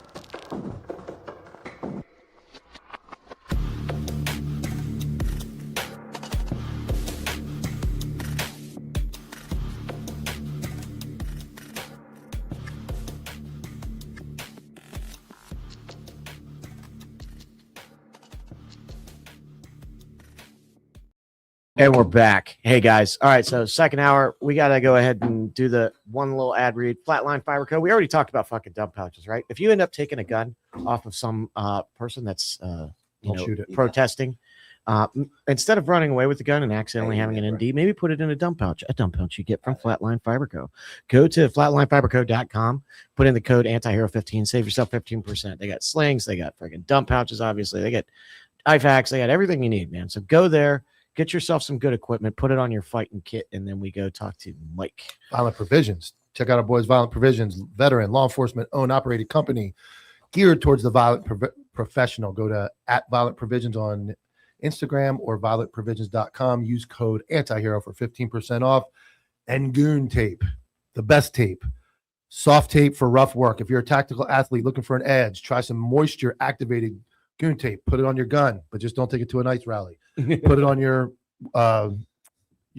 pull-up bar, your weights. Put it on anything. Put it on your old lady. I don't You care. can put it on an agitator, wrap them up. Yeah, you can use it as Detain handcuffs. It'll detain them. It's tough. It's moisture activated, so it performs when things are wet. It still stays grippy.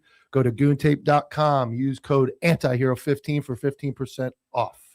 All right, we're waiting on K9 to jump in. He will be here shortly to go over sports. Let's get into this division playoff game day that was The yesterday. championship games, yes. Yeah. One really rough game to Yeah. watch. The Denver game was Denver. Who won? First off, who won? The Patriots beat and- Denver. Oh, Seattle beat. I mean, Rams. the Patriots game was like, okay, he's fucking dead, dude. He's fucking dead. If I show you the first half and the second half, you would think they were filmed years apart. Yeah. The first half, the field's green. There's no snow, and by third quarter, you can't see the fucking field. They had to put like an overlay on the field. Literally, at one point, they said we don't even know where the ball is. We're waiting for the NFL to tell us what yard line the ball's on. 'cause Wow. you couldn't see anything. Can you imagine that It was chaos? It was a shitty game. The backup quarterback for Denver played like a backup quarterback. Yeah, I mean, it was everything that you The expect. Patriots are going to get mowed down by Seattle. Yeah, I mean, look, shout out to Mike Vrabel. Mike Vrabel, who was a Patriot for a very long time as a player, is now the coach over there. And he's a football guy, a lot in the same vein as like Dan Campbell and guys like that. Vrabes is definitely a dude that you would want to have. He's a warrior. Yeah, They won 5 games last year. Yeah, The Patriots won 5 games last year. Now they're in the Super Bowl. Yeah. So they turned their whole with just one because season. I mean it's not just Vrabes, but I mean he's sitting at the top, Yeah. right? Well, they have what's his name too? Josh McDaniels is the offensive coordinator. Yeah, Great quarterback, second year guy. Drake May. Drake May's great. You know, K9. Yo, What up, man? I thought you were going to be here in studio today. my Yeah, son so- ended up getting sick, man. So I kept him home. I'm staying home with him. I was the first one to get sick, man, but I thought it was from the weather. I went into work last Tuesday, dude, in the morning, 29 degrees. By the time I left, it was 82. So we're talking like a 60-degree difference in one day. So I thought that's why it happened, but we've kind of all had a bug here at my house. All right, so real quick recap on the fucking championship games yesterday. We were already talking about the Patriots. game. Yeah, so the Patriots game, man, the Patriots won. The Patriots have had a cakewalk pretty much the whole year. Nothing against them. They're a good team, but I don't think they're a Super Bowl winning team. No. But credit to them for making the Super Bowl. The biggest thing about this game to me was the difference in the weather from the beginning of the game to the end. If you watch the beginning of this game, it looked like they were in Florida. By the end of this game, it looked like winter in Russia. Like it was. Has that ever happened in NFL history? Where Oh yeah, Yeah. you had to the Patriots. And they showed the weather in New England was even worse. So had the game been flip flopped, it would have been worse in New England than it was in Denver. Yeah. So, I mean, like I said, the beginning of the game, it was sunny skies, and then by the end of the game, it was a blizzard. It was crazy to watch. I've never. It was a terrible game to watch. It was Yeah, it bad was. football, bad performance. Everybody was just. Was it a blowout? No, it was 13-10. Yeah, 10-7. 13-10. Yeah, it's just- Yeah, I mean, had they been able to throw the ball more, I 13-7. think that it would have probably been a little bit more of a bad game. It was just They three were- and out, three and out, three and out, three Yeah. and out. It was just. You can't even see where your receivers are. If you bet the under, it was a good game, though. The NFC game was a fucking shootout. Yeah. Yep. NFC game was a shootout. You had Matt Stafford, who's probably going to win win an MVP. I was rooting for the Rams, honestly, because I like Matt Stafford, but Seattle, man, they're a complete team. Good in all 3 phases of football, offensive, defensively, special teams. And I think the biggest turning point of the game was the muff punt from the LA Rams. Yeah. That just gave Seattle the game to me, it seemed like. But yeah, it was a really good game. It was a lot more exciting than the first one, that's for sure. And we're going to see Seahawks and Patriots again. Yeah, and think about the Patriots score, or the Seahawks scored 40 against the 49ers. They scored almost 30. 30. I mean, their defense is great. Their special teams is great. They returned the opening kickoff against San Francisco last week. Yep. It's almost a home game for them. They don't have to travel real far. New England's got to go across the country and play in LA. So, barring some miracle, I think the Seahawks are. I mean, they're tough unless they decide to throw the ball at the 1 yard line with the game on the line.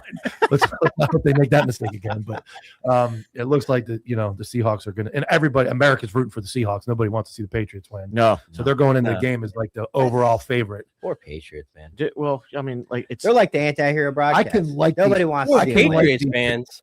I can like these Patriots. It's a I different love Patriots. Vrabes, man. Yeah. Vrabes is awesome. Vrabel's a guy you want to go get in a bar fight with. Like, Yeah. You want him on your team no matter where you're at. Yeah. But I think they're going to get And stuffed. and really smart football guy. I mean, he seems like a meathead, but he's not. He's a smart football No. guy. Good team. Hey, what was the deal with the referee in the UFC fight getting walked out? I sent it to you. Is there anything on that? I don't know much about it, to be honest with you, but I did see him getting walked out. I don't know the details on it. I got it. There was a fight canceled. FBI called in. There was a irregular betting on a fight that ended up off the card. And they had that not too long ago where UFC got hosed in a fight where irregular betting. So right before, and I think the referee was in on it, There was a fight scheduled on the card where the gaming commission called and said there's super irregular activity betting on this fight. Dana White pulled the fight. I think a referee got sent out, and the FBI is now investigating this gambling gate within UFC. It's happening all over sports now. But there was a fight completely pulled from the card due to irregular betting activity. But the referee looked like he was being walked out due to injury. Yeah, I didn't see that part. That's what I thought too. Dana White. I know, I missed that part. I know that they're the huge Oh, you got story. it? I got the video on YouTube of Dana White talking about it. Of gambling. I don't. Yeah, I'm sorry. The referee thing must have been different. Yeah, I thought maybe they were tied together because the big story was a fight being pulled from the card. But it wasn't a big fight. No, but it was a fight, and they're Yeah. on TV, UFC, and it's like one of those things we talked about K9 earlier this year, where pitchers are throwing the first pitch of the inning 4 feet in front of home plate for a massive bets on it's going to be a ball. So there was irregular betting, and Dana White was like, what was cool about the UFC this weekend was it was the first Paramount Plus UFC fight. I will tell you that on ESPN, the fight went out every 20 seconds. There was an issue with the connection. Paramount ran it smooth. It was it's $8.99 a month now to watch UFC, and versus $79. How do you think that makes the UFC money? Does Paramount pay them to be on the network? Sponsors. Oh yeah. So you think UFC makes more money than charging for? The gate was 11 million, just in the people coming in the door. So, the $8.99 a month is prorated, but what they were talking about, I did see, was they're showing commercials now during the cornermen talking to the fighters, which pissed a lot of people off because they're like, "Hey, bro, like we love hearing the cornermen giving advice." Yeah. And Dana White's like, "Hey, man, give me a break. It was our first event. These guys paid a lot of money to have UFC. Let us work through the kinks," because people are like, "Oh, I couldn't hear the cornermen over the commercials," because what they were doing is guys in the corner and a Bud Light ad, a guy in the corner and then this ad. So they're kind of working through that. But he gave out the most bonuses ever. All the fight of the nights were $100,000. So the ref blew his ACL out. Okay, completely different. The ref sorry. blew out his ACL. I thought maybe during it was the fight, and Dana White's like, first time I've seen anybody who was not a fighter blow an ACL. Yeah. Yeah, so the other cool thing now with Paramount Plus too, and with Dana White, I don't know if you guys know this, Dana White actually started his own boxing promotion. So he's not just doing MMA and UFC. He is now in the boxing world. So he started something called Zuffa Boxing, which is also on Paramount Plus. So now he's trying to compete with Top Rank, ESPN. So now on Paramount Plus, not only does he have the UFC and the MMA, he now also has pro boxing. And he started his own boxing promotion. He's got Max Kellerman as one of the top guys on there. He's got that. So he's probably getting some kind of weird multi-deal where they're going to hook up his boxing promotion on Paramount if they get UFC. Well, the trickle down is Paramount charges cheaper. It's $8.99 a month, but there was new sponsors. Monsters still I saw in the middle of the ring, but there were new sponsors. So those sponsors are paying a ton of money to have their logo in the ring.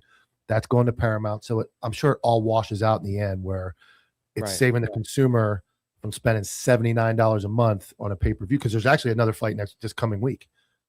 I think UFC 325 is right behind this one. There's another boxing. So now you're getting, imagine having to buy 2 a month. I can't even fucking maintain my bills. That's what I'm saying. Let alone fucking run the UFC. Can you imagine making decisions like that? That's why I always wonder, like, does Paramount pay them? Do they pay Paramount to be on there? Yeah. So Paramount, I mean, everybody's making money. The sponsors are now picking up the tab. It seems like that for the consumer, and the trade-off is, hey, they're going to buy Monster, they're going to buy this drink because they're seeing it for UFC, and now I think more people are going to watch too. What I tell you, you pay $8.99 a month to watch UFC, or I need to bang you for $79.99 once a month. You're like, you know what? I'll just fucking bootleg it, or I'll fucking just catch the highlights. Now I'm going to go fuck it. I'll spend the $8.99 a month. Paramount goes, look, just like us. We're looking at our numbers. Now we got 25 million people watching the UFC fight. Bring in the sponsors. You're getting seen by way more people because we're allowing people to see it easier and more cost effectively. So I think it all washes out in the end. All right. And Jimmy, you had brought us something earlier about you thinking were you serious about the NFL being rigged? Yeah. What made you say that? I mean, the first of all, the Patriots are back again. When they released the picture of like the season picture that they put out, it's like animated and stuff. The 4 quarterbacks that were got to be playing in the championship games were all right there. It's crazy. Yeah, I saw it this morning. So there's always a conspiracy about the logo. Yeah, the logo matches the 2 teams that are going to be in the Super Bowl. Yeah, there is Seattle green in the logo this year. That real neon green, almost like the anti-hero hat. But he's right. The first 4 guys walking into the Super Bowl in the logo released before the season started are Bo Nix, Drake May, Stafford, and Darnold. No, and that was released at the beginning of the season. Yeah, before the season started. Before the season The started. 4 quarterbacks that played yesterday are the 4 guys in front of the line. I don't know. Okay, and I want your response to that. I seen the picture. Listen, I'm one of those guys that I don't believe shit. Like, I just don't believe anything. I don't really believe too many conspiracy theories. I Like, just want to watch my football, man. yeah, like, and unless I see something in person, I don't believe shit. I've had so many people tell me shit, and I'm just looking at them, I'm like, dude, you're full of shit. Now, if I see it in person, it's authentic, but I just, oh man, I just don't believe shit. I'm I'm from the streets, man. Team moon landing. Yeah. You believe we landed on the moon then? I don't know how to answer that. To be honest, I don't know if I thought really. you said conspiracies were shit unless you've seen it for yourself. I didn't see it though. I wasn't born in Oh, that's 1969. I mean, I wasn't Well, he around didn't back see it, then. so how would he know? So that's some bullshit. All right, K9, I appreciate you coming on. I guess there's no games next week. What the fuck are we gonna talk about? Hockey. Hockey? The Pro Bowl's on like a Tuesday. Hey, Fuck, we're almost to the Daytona 500. getting close. Guess who's got a car in the Daytona 500 right now? DIY. Whatever it is. No, DEI. it used to be called DEI. Now it's called Junior Motorsports Oh. because Okay. DEI got killed by fucking Teresa Earnhardt. DI is what's got all the female cops working. Yeah, yeah. So we're gonna see Dale Earnhardt. We're gonna see an Earnhardt car owner back in the mix. Who's the racer? I can't pronounce his last name. They call him Alligator. It's Algr or something like that. He's a championship winner down in the Xfinity circuit. He ran last year and they ran 9th. Like for a car that's like not like they have to race to get in. Yeah. Other people are going to be allowed in. They have to race to get in. He finished 9th. That's fucking awesome. I think Junior Motorsports came to play this year. Car looks fucking amazing. Wish we could put up a picture of it when we weren't Minecraft. Rest in peace, Dale. Yeah, go Dale's proud dad moment right here. All right. Yeah. We will see you next week, but you will be live tonight. I will be Counterculture live Sports. tonight, 7 p.m. Eastern, Counterculture Sports, live on the Counterculture YouTube. We're going to break down the football games, talk about all the sports going on. And I just want to say thank you to everybody that's reached out to me because after you posted that clip on Instagram, it got like 25,000 views, right? I mean, I had so many messages. I had people literally like really worried about me. Like I'm not just hitting, like I'm not joking. I had people messaging me saying, if you need somebody to talk to, you can talk to me. We'll keep it confidential. I've been there, bro. I had someone else like, dude, how could they do you like that and make a video of you like that?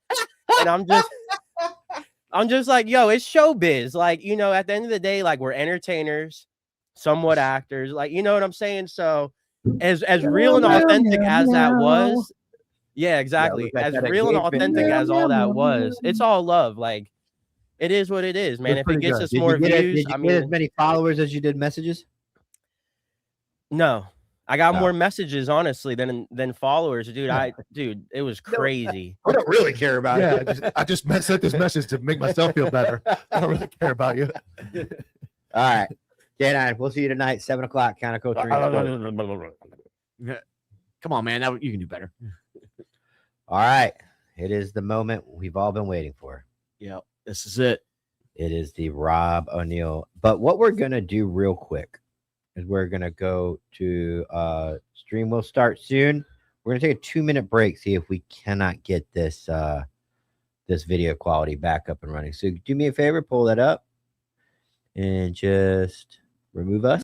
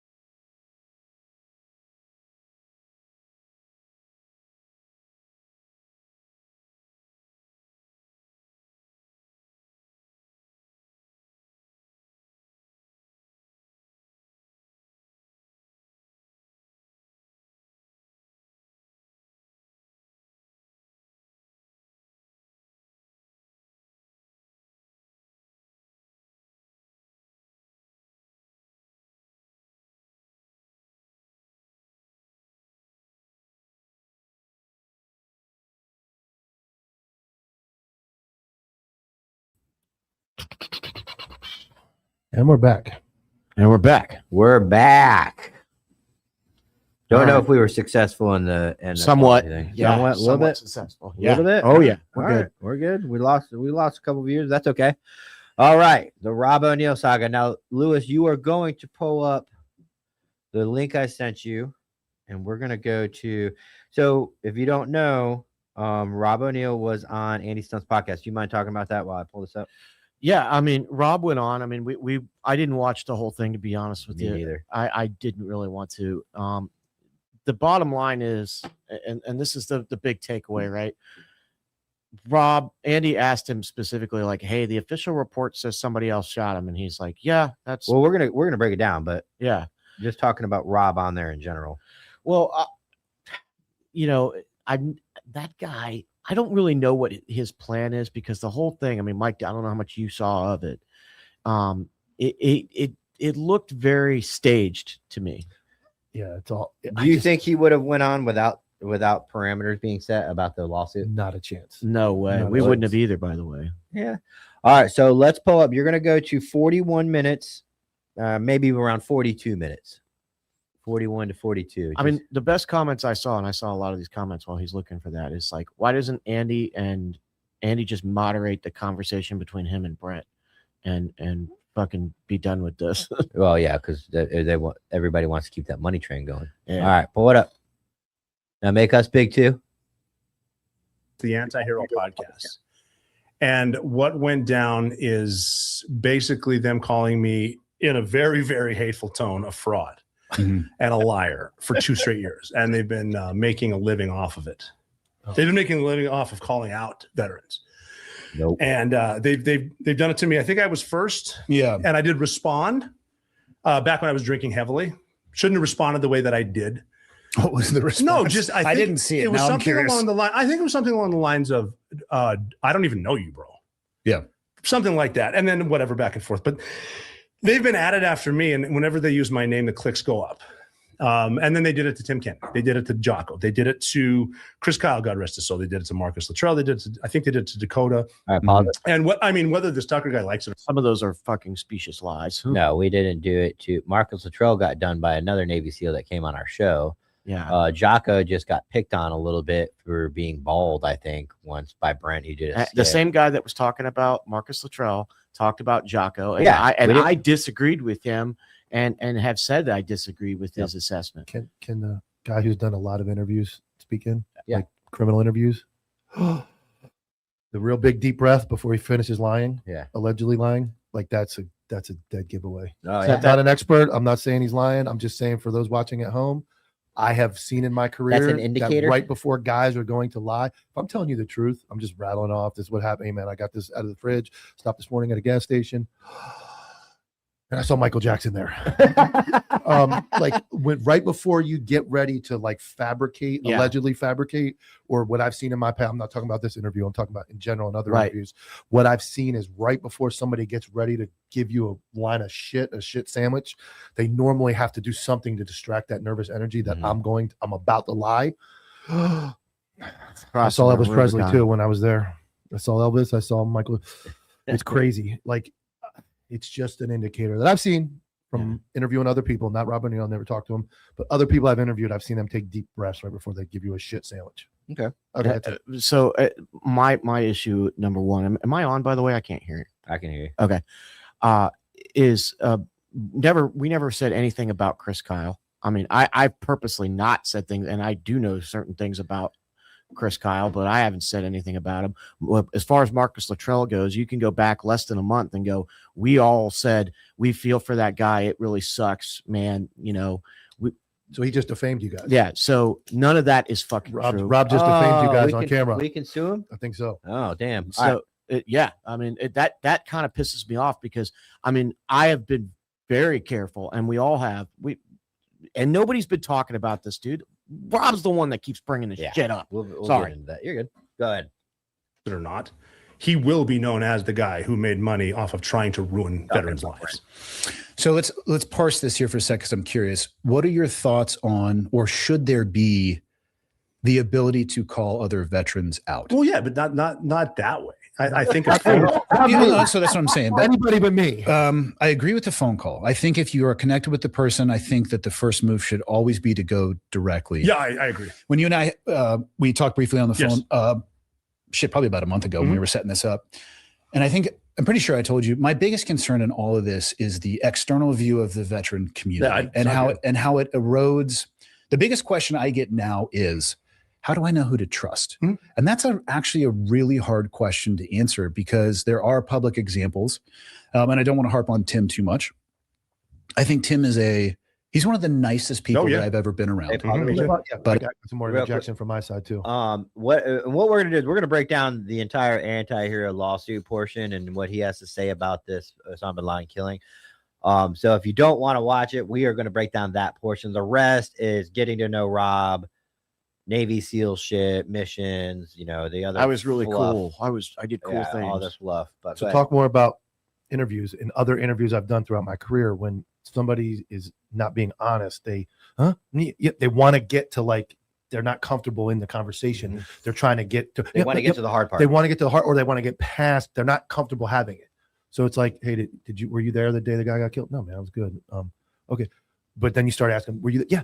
What? And you're like getting ahead of the question because in your head you're thinking about what the detective is saying, and then you're trying to come up with. An he answer does on that fly. the whole thing. I'm not saying he's lying. I don't know the story. These are the allegedly. indicators. I am talking about other interviews I've done throughout my career. When somebody is fabricating, they're trying to get ahead, almost like they're planning what they're saying as you're speaking, and some of those nervous distracted, and they're ahead of you. So again, I'm not. I can tell you from experience, working with a bunch of cops, these guys, they've been lied to so much. Like, there's just no chance. My whole life is just, when I talk to any of them, Call me a piece of shit. Tell them the truth. Call me whatever you want to tell me. Call me. I was invented like Rob O'Neill's website or a podcast through my IA that I was in out in front, to me, and then it wasn't him.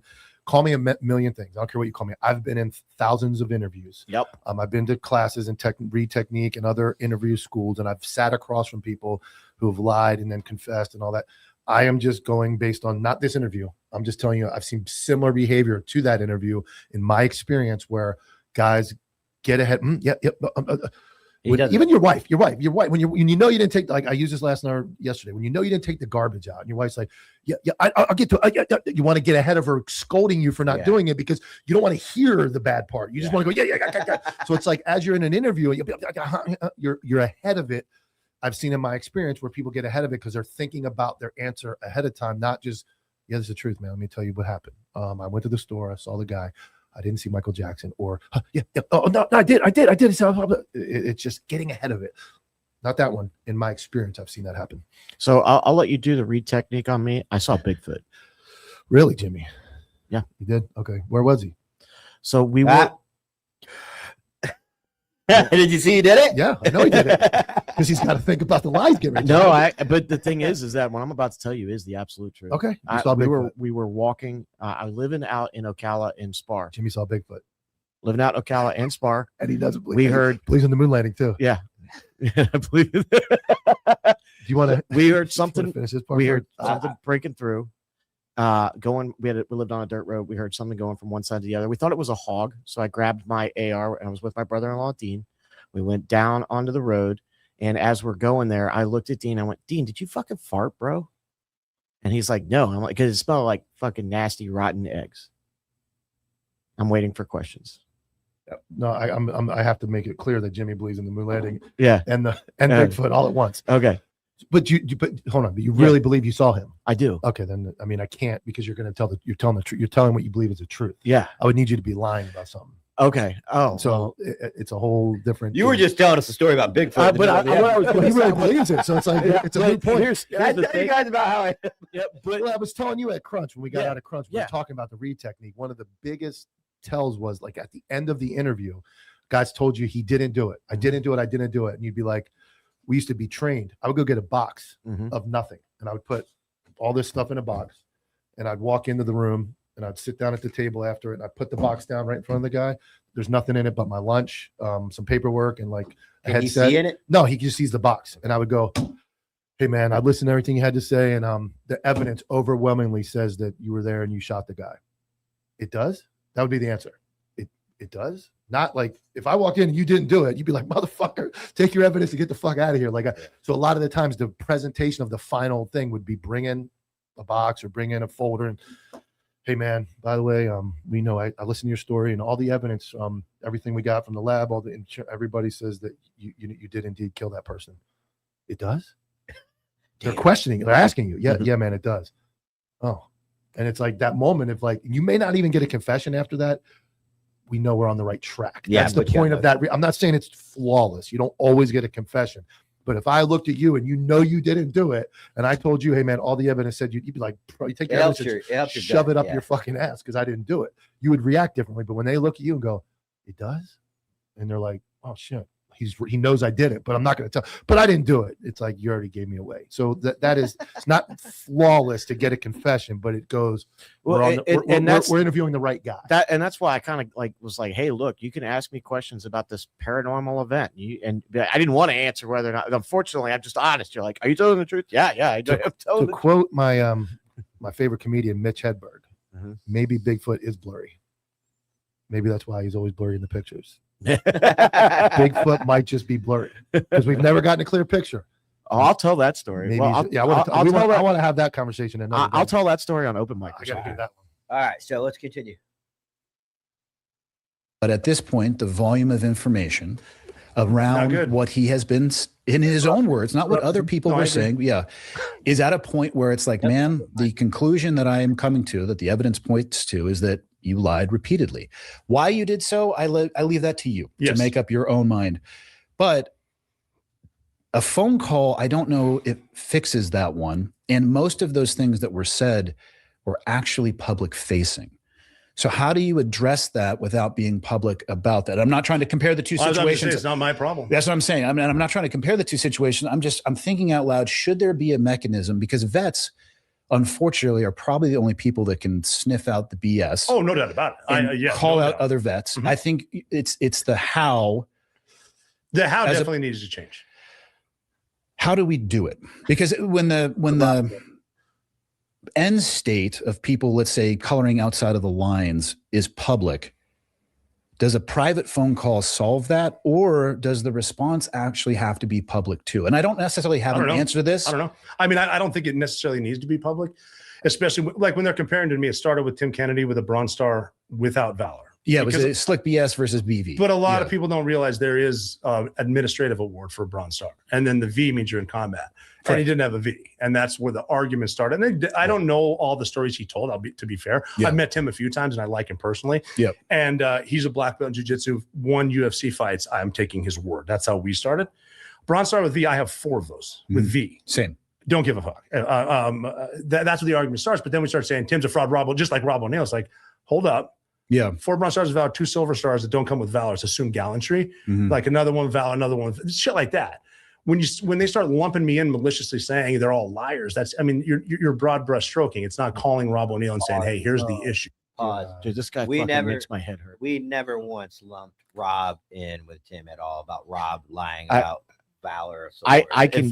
In fact, we've talked about it multiple times where Rob has done heroic missions and has, as far as I know, and as far as everybody knew, has earned all of those valorous awards. The Silver Star, including, there's no, like he said, there's no V device because it's assumed gallantry. So there is no doubt in my mind he's won all those awards. Now, what he's trying to do is get a bunch of allies in when he's throwing smoke on the battlefield right now, trying to confuse people. Like, were they really compared? No, he wasn't compared at all. It was 2 totally separate things. The Bin Laden raid was a year and a half before Tim Kennedy. I mean, the number of times that, just recently we've said Rob O'Neill, probably a really good guy to have in a gunfight. That being said, the story about the raid seems fishy to me. The story that other people have written is fishy. The story that other people have written books about, that's fishy. There's that story. Yes. There's you guys, this podcast ruined his life. We're mean and hateful. We'll get to it. Life. Keep going. Yeah, and again, I'm not trying to compare. I've never been asked about what happened in the room by anyone there except the point man.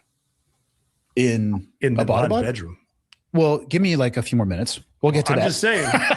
That's a very important question. Oh, I know. And Trust me. And I'm not saying you didn't do your research. I'm just hey, I interview people too, man. Yeah, no, the veteran public facing positives and negatives, there has to be a way to, and again, I don't have the answer to this. And so separating the two, because what can happen is that, and I agree with you on this, you can develop a following, let's say, and the first ones, you have a history of, you find something and you talk about it and it's true and it grows, right? So then you find something else and you talk about it and it's true.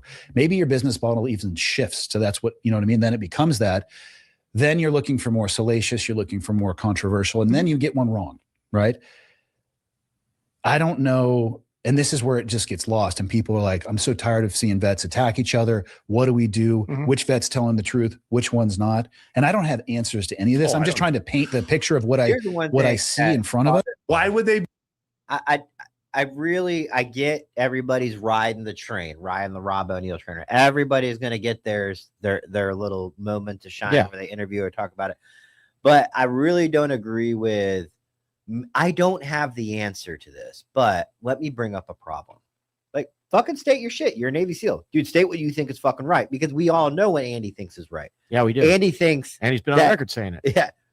I would be led to assume that Andy thinks Rob O'Neill's wrong in everything he's doing.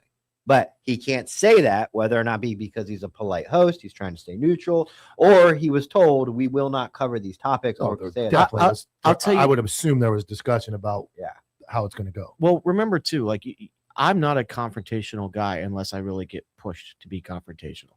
I don't like doing it. So there's a very good chance that he's sitting across the room from him or across the table from him and going, I don't know how much I want to actually make this a fucking huge deal. Yeah. That was me last night. Yeah. And then me last night. I could have gone off the rails on that guy with the moon landing stuff. And it's like, do I really want to, do that? Essentially what people are doing is they're just letting these people fucking paint their own. Here's what I hear him saying, though, is kind of like almost like suppressing speech. If somebody says it happened, you're supposed to just assume it happened. You're almost saying you can't question anybody's story about what happened. Or we need to do it the way Rob O'Neill wants us to do it.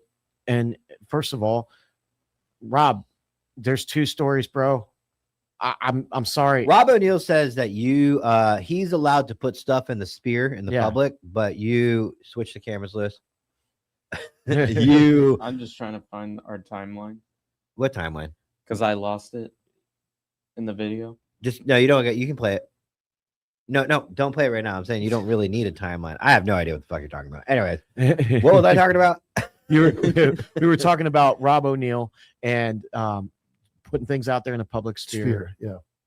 Oh yeah, and then he wants it to be addressed to him privately, so I get to say whatever I want. And if Mike, you have a problem with it, you have to come call me. But I'm gonna confuse. Like, that's not. And but he blocked you, didn't he? Oh yeah, he blocked us. Okay. He hasn't blocked me. Really? Has not. Every time somebody he says something dumb, someone sends it to us and it says unavailable. All right, keep playing. What happened in the room by anyone there except the point man in the Abbottabad? bedroom. Well, give me like a few more minutes. And again, I don't have the answer to this. And so separating the two, because what can happen is that, and I agree with you on this, you can develop a following, let's say, and the first ones, you have a history of, you find something and you talk about it and it's true and it grows, right? So then you find something else and you talk about it and it's true. Maybe your business model even shifts. So that's what, you know what I mean? Then it becomes that. Then you're looking for more salacious, you're looking for more controversial, and then you get one wrong, right? I don't know. And this is where it just gets lost. And people are like, I'm so tired of seeing vets attack each other. What do we do? Which vet's telling the truth? Which one's not? And I don't have answers to any of this. I'm just trying to paint the picture of what I see in front of us. And it's rough. Well, when I checked into Red Squadron in 2004, Wyman Howard was the CEO. And I'll never forget. We're standing against a wall, fresh out of green team. Don't know shit about this place. I remember him saying, talking to retired, people working together would get rid of some of the bullshit questions that come up for he goes off some reason. And I don't know where the stories goes back to some of the stories that's built on each other. I don't know where they come from, but there's a better way than just saying this guy's a fucking fraud, kill him, or not kill him, but ruin his life. Like, you think, Tim Kennedy had a lot of tweets. Okay. I don't know. And for Tim, I think he has done more net positive than net harm. Without question. The problem with, in my opinion, which counts for nothing, the problem with the situation with Tim is that he won't own it. That's if he would own it off the bat, it would have been a better call. It would have. And I mean, if you look back at the first video, he basically at the end said, fuck you guys, the anti-hero guys. I'd heard that too. I didn't see it. I watched it. He made the video and it's like, dude, you went after the messenger instead of the message. And then when he did try to own it, I forget the exact verbiage, but I unintentionally I would like to take unequivocal responsibility. Yeah. And he didn't. And I understand why, because I don't think, first off, I want to give props to Andy Stump for doing the timeline things where we could find this. You don't have to watch the whole episode. You can just literally click to the fucking section of the thing. But I disagree. If Tim Kennedy had done that, look at Rob. I don't know what Rob's game plan is, but he's riding this one out. And I think he'll take it to his grave. I honestly do. And Tim Kennedy kind of did the one thing I wouldn't do was not own it, but also just go away. He just went away. Well, kind of apologize, but not all the way. Chat GPT apology. I shouldn't have done what I'm not going to say I really did, but if I did do it, I shouldn't have. Yeah. I mean, again, that's so done and over with. Tim Kennedy is no factor. I think in 6 months, Tim can come back and no one will care. I agree. I now you stop this. Just go do your job. Go do your job and shut the fuck up. I'm sure that's what the point man did. Positive. That's what the point man did. Yeah. All right, let's go. Because I think there are probably cascading legal consequences from that. He might be in risk from his publisher, from a book, things of that nature. Did that get approved, the book? That's my advice for anyone writing a book. If you've talked to someone in the military, get it approved. Yeah, I mean, that is an approach. That is. I get it. I mean, that's what I had it. Just so everybody knows, approval from DOD for your book is not about whether or not it's factual. It's whether or not it contains sensitive or classified information. That's true. That is the only thing that getting your book approved does. It is not, it is still the history according to you. And now you can say whatever you want about, I'll use mine. I can say whatever I want about the Battle of Cider City. I could write a book about it. I could hand it over to the DOD and the Department of the Army, and they can approve it because I didn't release anything classified about tactics, techniques, or procedures of being a sniper. All of it could be a fucking lie. All right, let's keep going. Well, my book came about funny because my father's convinced that I do everything and has been. Like, he's convinced. He's still in Butte, Montana, right? Yeah. Here's the point. When I joined the military, I was in the delayed entry program, and he has to get him back to the point. G.I. Jane was coming out. Demi Moore had just been down there to check it out. We were at home, and there was a Life magazine depicting buds, and inside was drown proofing.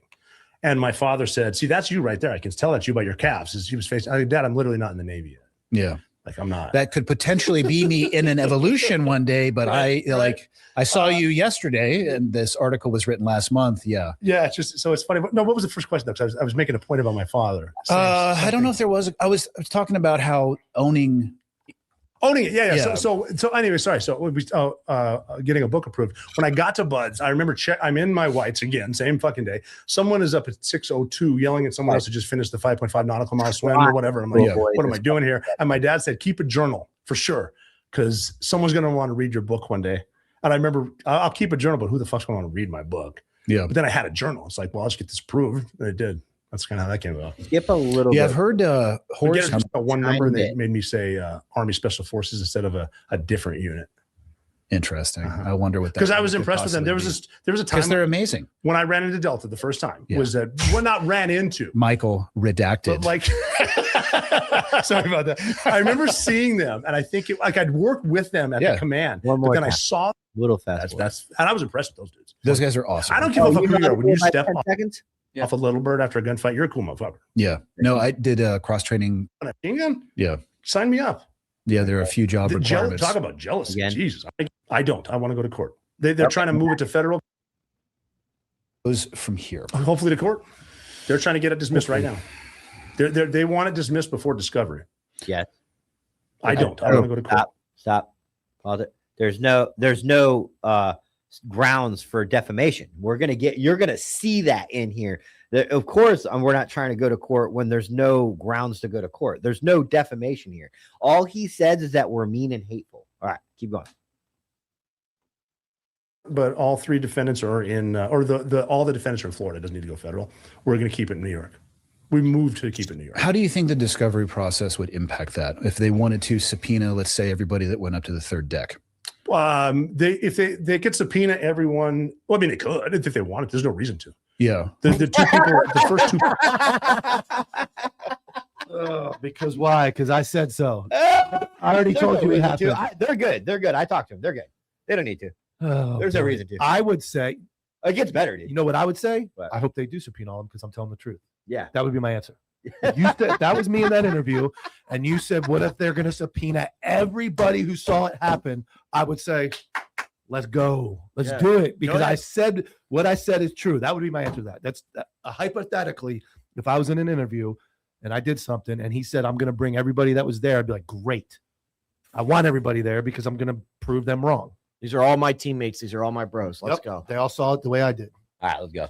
People in the room saw what happened. Mm-hmm. The third guy in the room, he said he didn't see what happened. And the third guy in the room was not the number 3 man in a stack. He was the point man of a second stack. Really? Yes, that's where the confusion comes in. Yeah. How did he end up the point man of a second stack? Was there a distance between the first stack? And I need to clarify also, just for people listening, this lawsuit is not about proving who killed bin Laden. It's about malicious defamation of character. They don't need to subpoena anyone to see how mean and rude and trying to make a living. Mean and rude. First off, yes. Unfortunately, because of the context of the lawsuit is based on, it is unfortunate that it is who killed bin Laden. It is. And that's where the problem with all these military special operations commands getting involved and all these fucking secrets and all this bullshit. Yes, it does matter. It really doesn't if it gets dismissed before before it, because it's not defamation, but mean and hateful. They're just mean and hateful guys. Yeah. So he's not suing you for defamation. No. He's because he doesn't like what you're saying. So my alleged, I hurt his feelings. Mm. I mean, I wasn't even here when we talked about fucking Rob O'Neill. Yeah. Fucking dipshit. All right, let's go.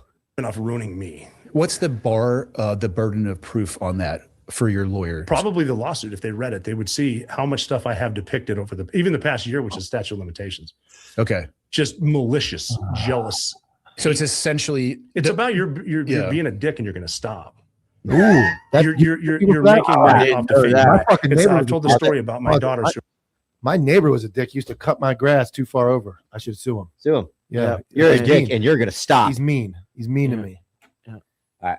We're in college now that we're and I'm not disparaging. Like that's what they say now too. Oh, what about the veterans who didn't come home with their kids? I'm not saying anything about them. I'm saying my kids, my 4-year-old daughter at her preschool at Rollingwood Elementary.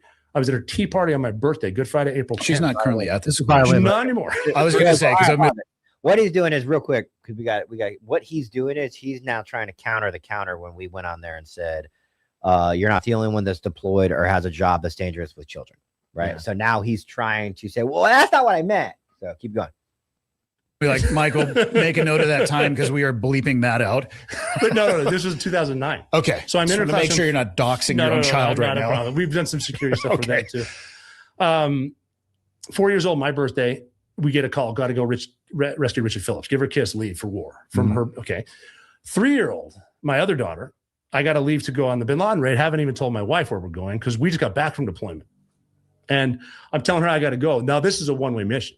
The bin Laden raid. We're going to die on the way in. Get blown up when we get there. This is it.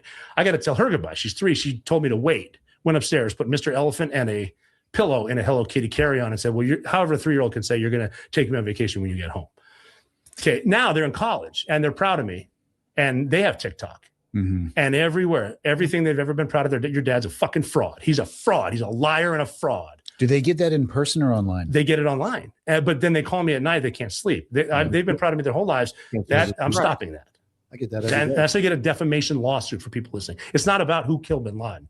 It's how much you're taking pleasure in maliciously defaming me. How much of the responsibility, and again, this is a way upstream question. How much of I'm not saying you're responsible, but your actions or decision to come forward with who you are and the book and putting your name out there. Good shot, Andy. If you hadn't made that choice, My name was out the second I pulled the trigger, and I heard the out conversation. into the military worlds or the Andy tries asking him this question about 3 times. But what I'm saying is, Rob, if you hadn't have done this, do you think you'd be dealing with all this? Do you think maybe this was your own fault? Correct. All right, keep going. civilian. Here's worlds. how it started. Even on the second deck, I ran into Will Chesney on the second deck with Cairo, and he asked me who got him. I heard other guy who got him. He said Nizro, and one of the answers I heard was, "Oh, great, we're never going to hear the end of this because I tell stories, I fucking talk." So people were asking, and then we get back, and there's we go to the CBs. There's the internet stuff like that on the flight over. People are, we got Virginia, we got some guys in DC, we got Coronado. Hey, don't tell anybody, but then you get back, and it's like to your bartender, don't tell anybody. So my name's out. Someone that was a fellow at the White House called to say, "Hey, we heard it was you." Yeah, name's out. Can you pause? Well, how come nobody else has written that he did it? It wasn't out. This is That's Rob what I'm saying. lying. This is Rob Like, lying. where's all the other people going? You're gonna hear all this thing where like a guy put his arm around me and said, "Congrats, he's the guy that did it." It's all fucking fabricated, allegedly. Who? Nobody's, and by the way, nobody's saying mean things about you. We're literally just saying, dude, this is not the truth. We know it's not the truth. We can prove that it's not the truth. Well, I mean, allegedly, Well, we can allegedly. prove that there's other stories. Let me rephrase. We can prove that other people say different things than what you are saying. All right, go ahead, Lewis. well, that's out, but that's inside of at least the bubble. I'm talking like I didn't release it then. We're going to be the best friends forever. Doesn't matter. yeah. And there was just getting back. There's butthurt. People were butthurt. We went out drinking the night we got back. Yeah, I'm not saying that though. What I'm saying is publicly coming out and acknowledging. Well, I mean, later on, I stayed in the Navy. Yeah. I went to JSOC to put in. I wanted to be a Master Chief, Dude, but then really bad shit started happening. He goes on for another 2 minutes about his goals in the Navy, and Andy has to bring him back. Go ahead, keep playing. I went to JSOC to put in a warrant package. I'm still going to stay in for 30 years. Yeah. Did you get out as an 8? Yeah. 8. Okay. I'm down there, JSOC, and then extortion went down. Obviously, everything morale can. Yeah. We were having some issues at Red Squadron. And it was being at JSOC didn't help that What's this? I have to wasn't around the do command. with you putting your name out there as the guy who killed bin Laden publicly, Rob. You're still dodging the question. Go ahead, Lewis. This was going around, starting a lot of shit, going to see the Master Chief every Monday morning, talking about me, saying I'm signing a book deal, going to DC. Like I went up to DC, I was dating a girl. I was separated, getting divorced. And I get a text on a Saturday night, I get a text saying, you need to be back in Virginia Beach Monday morning at 7 for a reprimand because Biss tattletaled on me. What were the problems that Red Squadron was having? They didn't like the way the bin Laden thing went down at the end started shady. It was almost like a draft. Hold on a second. So he's already painting the picture that him and Biss have problems. And that Biss said, "Hey, this guy's signing a book deal," and blah blah blah blah blah blah. I mean, like this sounds like, again, dude is firing it at everybody now. You know who else is going to have to be involved? Matt Bissonette, his kids. Oh shit! He just brought his kids into it. Like they're going to have to say, "My dad's not." It's not hearsay. I actually went to my dad and said, "I'm being made fun of, or I have mental strain from this." So his kids are now witnesses. Yeah. So he just drug his kids into court. You can't make a statement that your kids are the reason that you have these issues because they saw videos and they got made fun of. So his kids are going to be deposed and have to provide date, time. This is what was said to me. This caused me, like, he's drug his kids into a fucking courtroom. Jesus, man. After I heard, like they pulled like the senior most people and everybody kind of took a step down. Like the skipper became like the troop commander. And to go on the raid had seniority, had some lasting impact on the be there, but they weren't before. Yes. Because of that, do you because think? of a lot of the structure with the senior leadership, and I'm not trying to badmouth the senior. The guys are running the show, but they're trying to pick any from a deployment. I was in JBET. I was running the outs deployment. Good deal. That's a rank structure. One being the highest inside of the team. I don't like the new building. I like the old building. I've never been. You're not missing out. It's just it's like a skiff. The whole second deck's a skiff. So you got to go to that end of the 3-mile long building or that end to go upstairs to walk a mile to your team room, shit like that. But they called us into a conference room behind the conference room and locked the door so no one else can come in but these 28. Yeah. And these are all SEAL Team 6 guys. So is this still on the section? What's going on there? Then you come out in the lawsuit. Oh yeah. Do you want me to go to the next section? No. Is it still on the defamation and lawsuit? Yeah. Okay, keep going. Well, guys, And then they said, That's how okay, bad we he's found a getting on thing in a top. house in a bowl in these mountains, and you're gonna go get it. What's the thing? Can't tell you. Type shit. And so dudes didn't think it was a real mission. So like they had Yeah, sure. Your name out publicly. Oh, go back. If you hadn't had put your name out publicly, do you ever sit back and wonder the difference it no. would be? I for was your at a family? point. I was at a point where my name was out enough. So my dad has made this point to me probably every time we have to talk about this lawsuit, which is that if he had done what we were all supposed to do and been a quiet professional and not wrote a goddamn book, he wouldn't be worried about. Yeah, that's That's what we're gonna get into now. That I decided. Well, there's a difference between your name being out and somebody coming forward and Yeah, saying but there's also a difference between admitting they know who you are or putting your head in the sand and saying, "Well, they'll never know because I didn't say anything yet." Yeah, that's where I was at. People know this. I have to. I'm not even going to get into the. They've moved a lot since the Bin Laden raid. My kids have, and it's been bad. Like not fun. If you hadn't been as public as you have, well, if I wouldn't have been picked for the Bin Laden Dude, raid, that's the fourth time Andy's tried to ask him about that. If you hadn't done this, do you think you'd be dealing with this? And he cuts him off every time with a bunch of bullshit. Keep going. And I would probably be a Master Chief at San Diego right now, and they'd be fine. Sure, but also things like the Esquire magazine and stuff like that. If you chose not to participate in things like that, that was a different reason for that. And no, my whole point is though, but like the choice to exist publicly is a choice. Do you ever? I'm not arguing against the defamation. What I'm saying is the biggest being a public figure, and the choice to do so, even though in the military circles your name was out. I was at TradeEt at the time when the operation went down, and I'll tell you the name of the Master Chief afterwards, but he was a previous Red guy, and your name came up. I mean, this was within days. So yeah, in the military for sure, but that's different than being a public figure. Yeah. It's, do you ever think about, if you could go back in time, I guess the question is, would you still decide to be a public figure based around that particular operation? Not that your career is defined by that, but it's no, my career is defined by that now. Would you make the same choice? As far as public figure, your desire, not desire, but your step I into would it. have changed. I would have made a lot of different decisions. What would you have done differently? I would not have provided the top cover in the after action report that I did. Stop. This guy's going on talking about what he would have done different in the mission.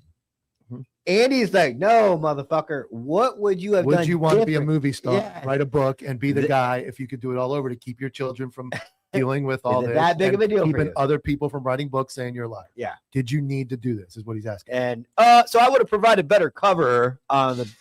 Keep going. Don't jump ahead. We're getting there. You're asking. I mean, we're getting there. Look, I'm not unhappy that I gave a squeeze to the point man going upstairs when there was no one behind me. I'm not unhappy when a troop chief behind me before I went into Bin Laden's house said, "Let's clear the garden." I said, "The garden's fucking good. Let's go in Bin Laden's house." I would have kept doing that. I wouldn't have given as much top cover though. I'm doing what happened after the Bin Laden raid. I remember saying to myself, "I'm going to regret this. This is going to come back to haunt me." Okay. It has. What do you mean by top cover? I can explain to you what happened because the big thing they talk about is an after action report. I have heard or read that there exists a cell phone audio recording. Yeah, I've heard there might be two, but I know the commanding officer recorded one. So, and for clarity, before we even start talking about this, I have never been on an operation that was at that level of. Neither had I. So what I'm saying is, like the AARs I have done. Well, that's the point I was. They're making. like around the fucking table, like you know what I mean, because they were like super low level. And if we really needed something to focus on or like change something, we would sit and talk about it. I've never done something like this structure. That's what I'm saying too. Before we this give level. the brief to the Ranger Colonel, let's get our shit together. Yeah, there's a debrief, and then there's probably the AA. So the boys got together. Talked about the first debrief was over Bin Laden's body in Jalalabad. Okay. So we got back. I was on the 47, and this is how weird it was. I mean, I'm in a new area now. Like we get off the bird. I had a piss bottle in my pocket. I didn't want to use the new diapers they gave us in the flight in because I just never used them. Same reason I carried the old school nods, not the quad nods, because I've jumped with these. I know they work. I know where the battery goes. I'm not going to fuck with new nods. Way less heavy too. Yeah. So I also had a diaper, but I'm just going to use a piss bottle. I'll remember to throw it out. Forgot to. I chop in line with piss in my pocket, cargo pocket. Oh my God. When we get back, we land. I'm going to put the pisser. Cops, real quick. Sure. When people are lying, do they tend to give you way more details? Yeah, inflation. Yeah. A collusion. If I tell you more, so if you're asking me a very direct question, and first of all, if I answer a question with a question, I don't want to answer the question. That's like day one FTO. Hey man, what were you doing here? What do you mean? What was I doing here? Like, I asked you what you were doing here. So yes, and then the other collusion is like overinflate the story. Did you go to your cousin's house and pull a knife on anybody? Well, I was over that way, and when I was on my way, I stopped at McDonald's and I got a hamburger. And on the way from the hamburger, no, dude, I didn't ask you what you did. I don't care about I the want to fact- know if you went inside and did X, Y, Z. So yeah, and most in my experience, answering a question with a question is buying time and overinflating the detective's mind or the interviewer's mind with other facts. Get you away from what actually. Let's get to talking about giraffes. Jimmy, giraffes. Yeah, I was at the raid, but man, giraffes are really cool, dude. They're really tall. They have a bunch of they're a weird animal. Right? Like I'm going to get you away from the topic. So that's my experience. All right, let's go. At the back, there's a trash can in the back of the hangar where we park the helicopters, and there's these mechanics from TF-160 pointing at him. Me. That's the guy that got him. Throw the thing away. The other bird comes back. I run into the point man. We have a discussion over here, and then Bin Laden's body's over here. So we go over that. And the ground force commander said to Bill McCraven, Admiral Bill McCraven, do you want to meet the guy that killed him? He brought him over to me. He put his hand on my back of my neck like this. And it was like almost a fatherly yet uncomfortable. Yeah. Looking at Bin Laden, he says, your life just changed forever. Where was the ground force commander? He was right next to me. No. He wasn't in the room either. Yeah. I mean, words. Which, for any ground force commander out there, he better not be in the fucking room. I was going to say. Yeah. But see, one of the best ground force commanders I've ever had. And again, this goes to the practice of a debrief. When we were in Iraq in 2007, the best summer of my life, by the way, and we're hitting target, follow. And we're waiting. The sun's going to come up. I need to call in the birds, but we got, the GRG things, whatever. And then my troop commander gets, you're in charge. Don't fuck. That's safe. Yeah. I've asked me the two questions. Wait, how fast are you going though? So you just clicking? Yeah. And wait for me to say again. Fuck me. Meaning go do what you have. Go do what you have. That's exactly how it went down. Perfect. Everyone's safe. Yeah. I've done hundreds of them. Action report when something can be incriminated. You don't just throw it out for them to record. What'd you and the poor man talk about away from Bin Laden's body? He asked me the two questions anyone from that team has asked me about the room, other than an email I got from Biss later. And he asked me, where the fuck was everyone? The one man asked? Mm-hmm. Okay. And then he said, was he hit when you went in there? So he had taken shots. He took a shot. Okay. And was asking you whether or not he was hit. When I saw him. When the debrief went down. Yes. What was the difference between those two? The difference was the shot hit him on the top of the head. And then what we said was, and then I went in and he was circling the drain. Mm-hmm. That's the story. That's clean. Clean. Meaning there's no questions. That's their debrief. Is that what happened? No. I'm prepared to tell you what went down, and I've never told your face. It's crazy, dude. Told anyone before. We'll get to that. But so, okay.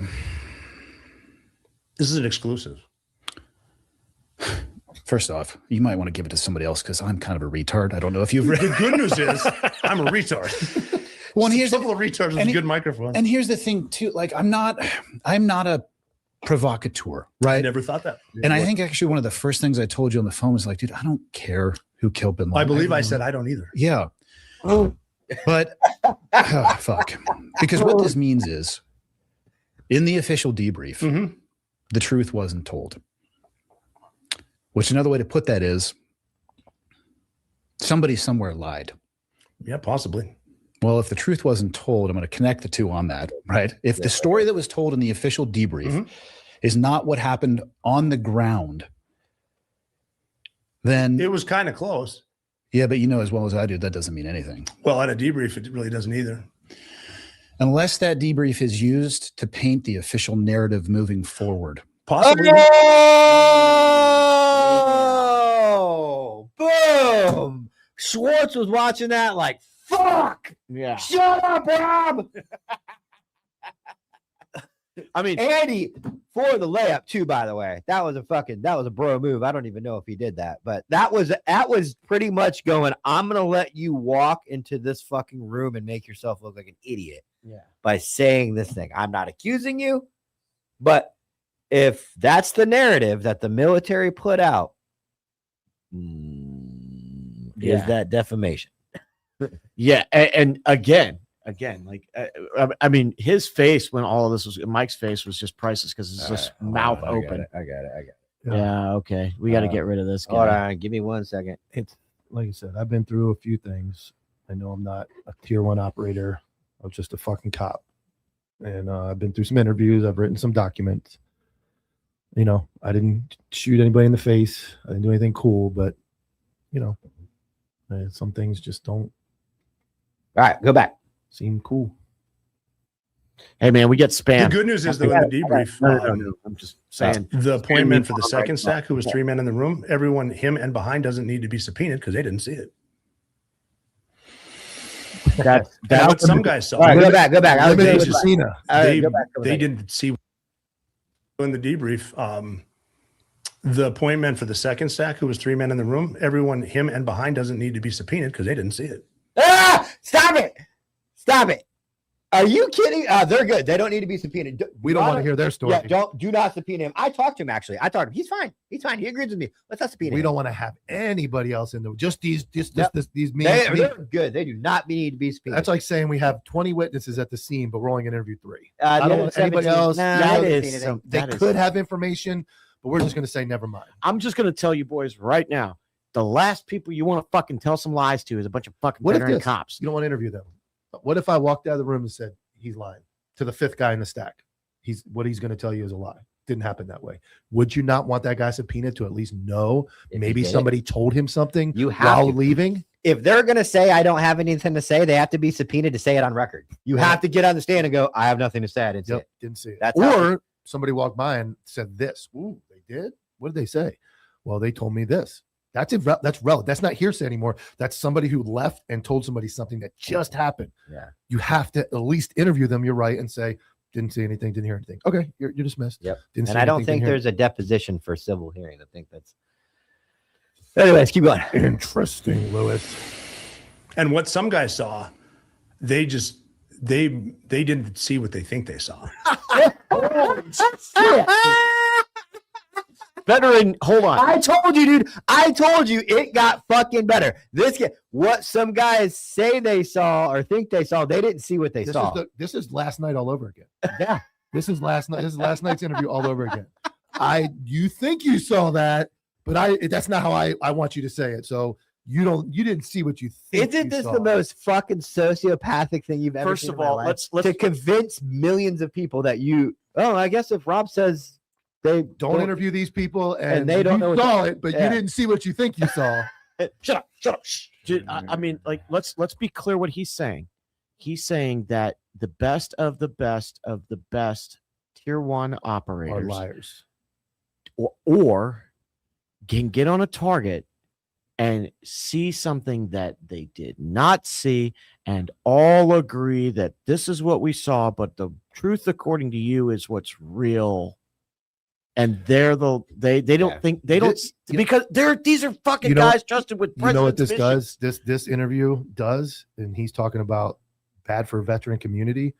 This is Rob O'Neill basically saying tier 1 guys make up things, lie, and didn't see what they saw. These are the top guys. In his own words right now, the top guys in the United States government can be liars, can see something and lie about it. Lie to their chain of command, write an after action report that's not true. These are the guys that we make movies about. These are the guys that did the coolest things that would never lie in my brain. This guy is now saying, hey, those tier 1 guys, they can see something and lie, or they can see something and go, that's not how it happened.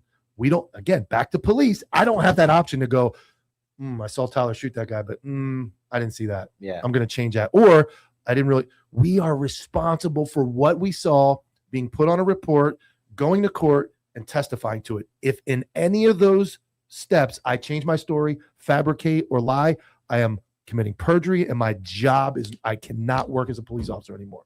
These are the top guys in the world that he's now saying, guys at that level of training and buds and all those classes and all those missions, the top guy can see it, and they're wrong about what they saw. And he's saying they're fucking incompetent and they don't know what they saw. That's what he's saying. Yeah. Let's keep going. when people are on TV admitting they shot bin Laden while he was dead and the point man was always in front of me, they didn't say how far he was in front of you. So what actually happened?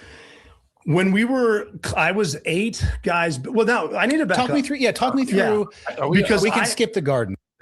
Well, we had to take a break. This fucking guy, man. That's it. That's actually in a nutshell. Go That's- watch the rest of it. Yeah. Come on. We could do Come it on. again. Jesus. Come on. Andy Stump did a good job being a moderator. Just He think one didn't more take time. any sides. One more time. He asked him directly what happened, and Rob deflected to something else. I don't know. Let what me go happened back from to the there. story. I'm just saying. Hey, just remember, we don't need to subpoena anybody. We don't need to go get none of that. We just talk to Rob. And Rob already verified these guys are good. They don't know anything. All right. So, all right. Anyways, that is the end of the broadcast. We went a little bit over, but we had to cover these topics. It was a hell of a day. We thank you guys so much for the engagement. We will be back tomorrow, but Patreon Tuesday. So if you haven't signed up for our Patreon, we go on there. We do the same thing, but only Patreon members have access to it. We can engage with y'all. We can answer questions. We can talk about some wild taboo shit that doesn't get put on YouTube. You know, it's just Patreon. So join us tomorrow, Patreon Tuesday, 11. Go sign up for our Patreon right now if you haven't. And then we run it 5 days a week. We got guests Wednesday. We got Sinister coming up. 11 Bravo Grunt. That's now a rapper. We actually went to a show. And then Thursday is back to the flagship broadcast. And Fridays, Casual Fridays with the boys. So we will see you guys tomorrow. Patreon Tuesday. Take care. later.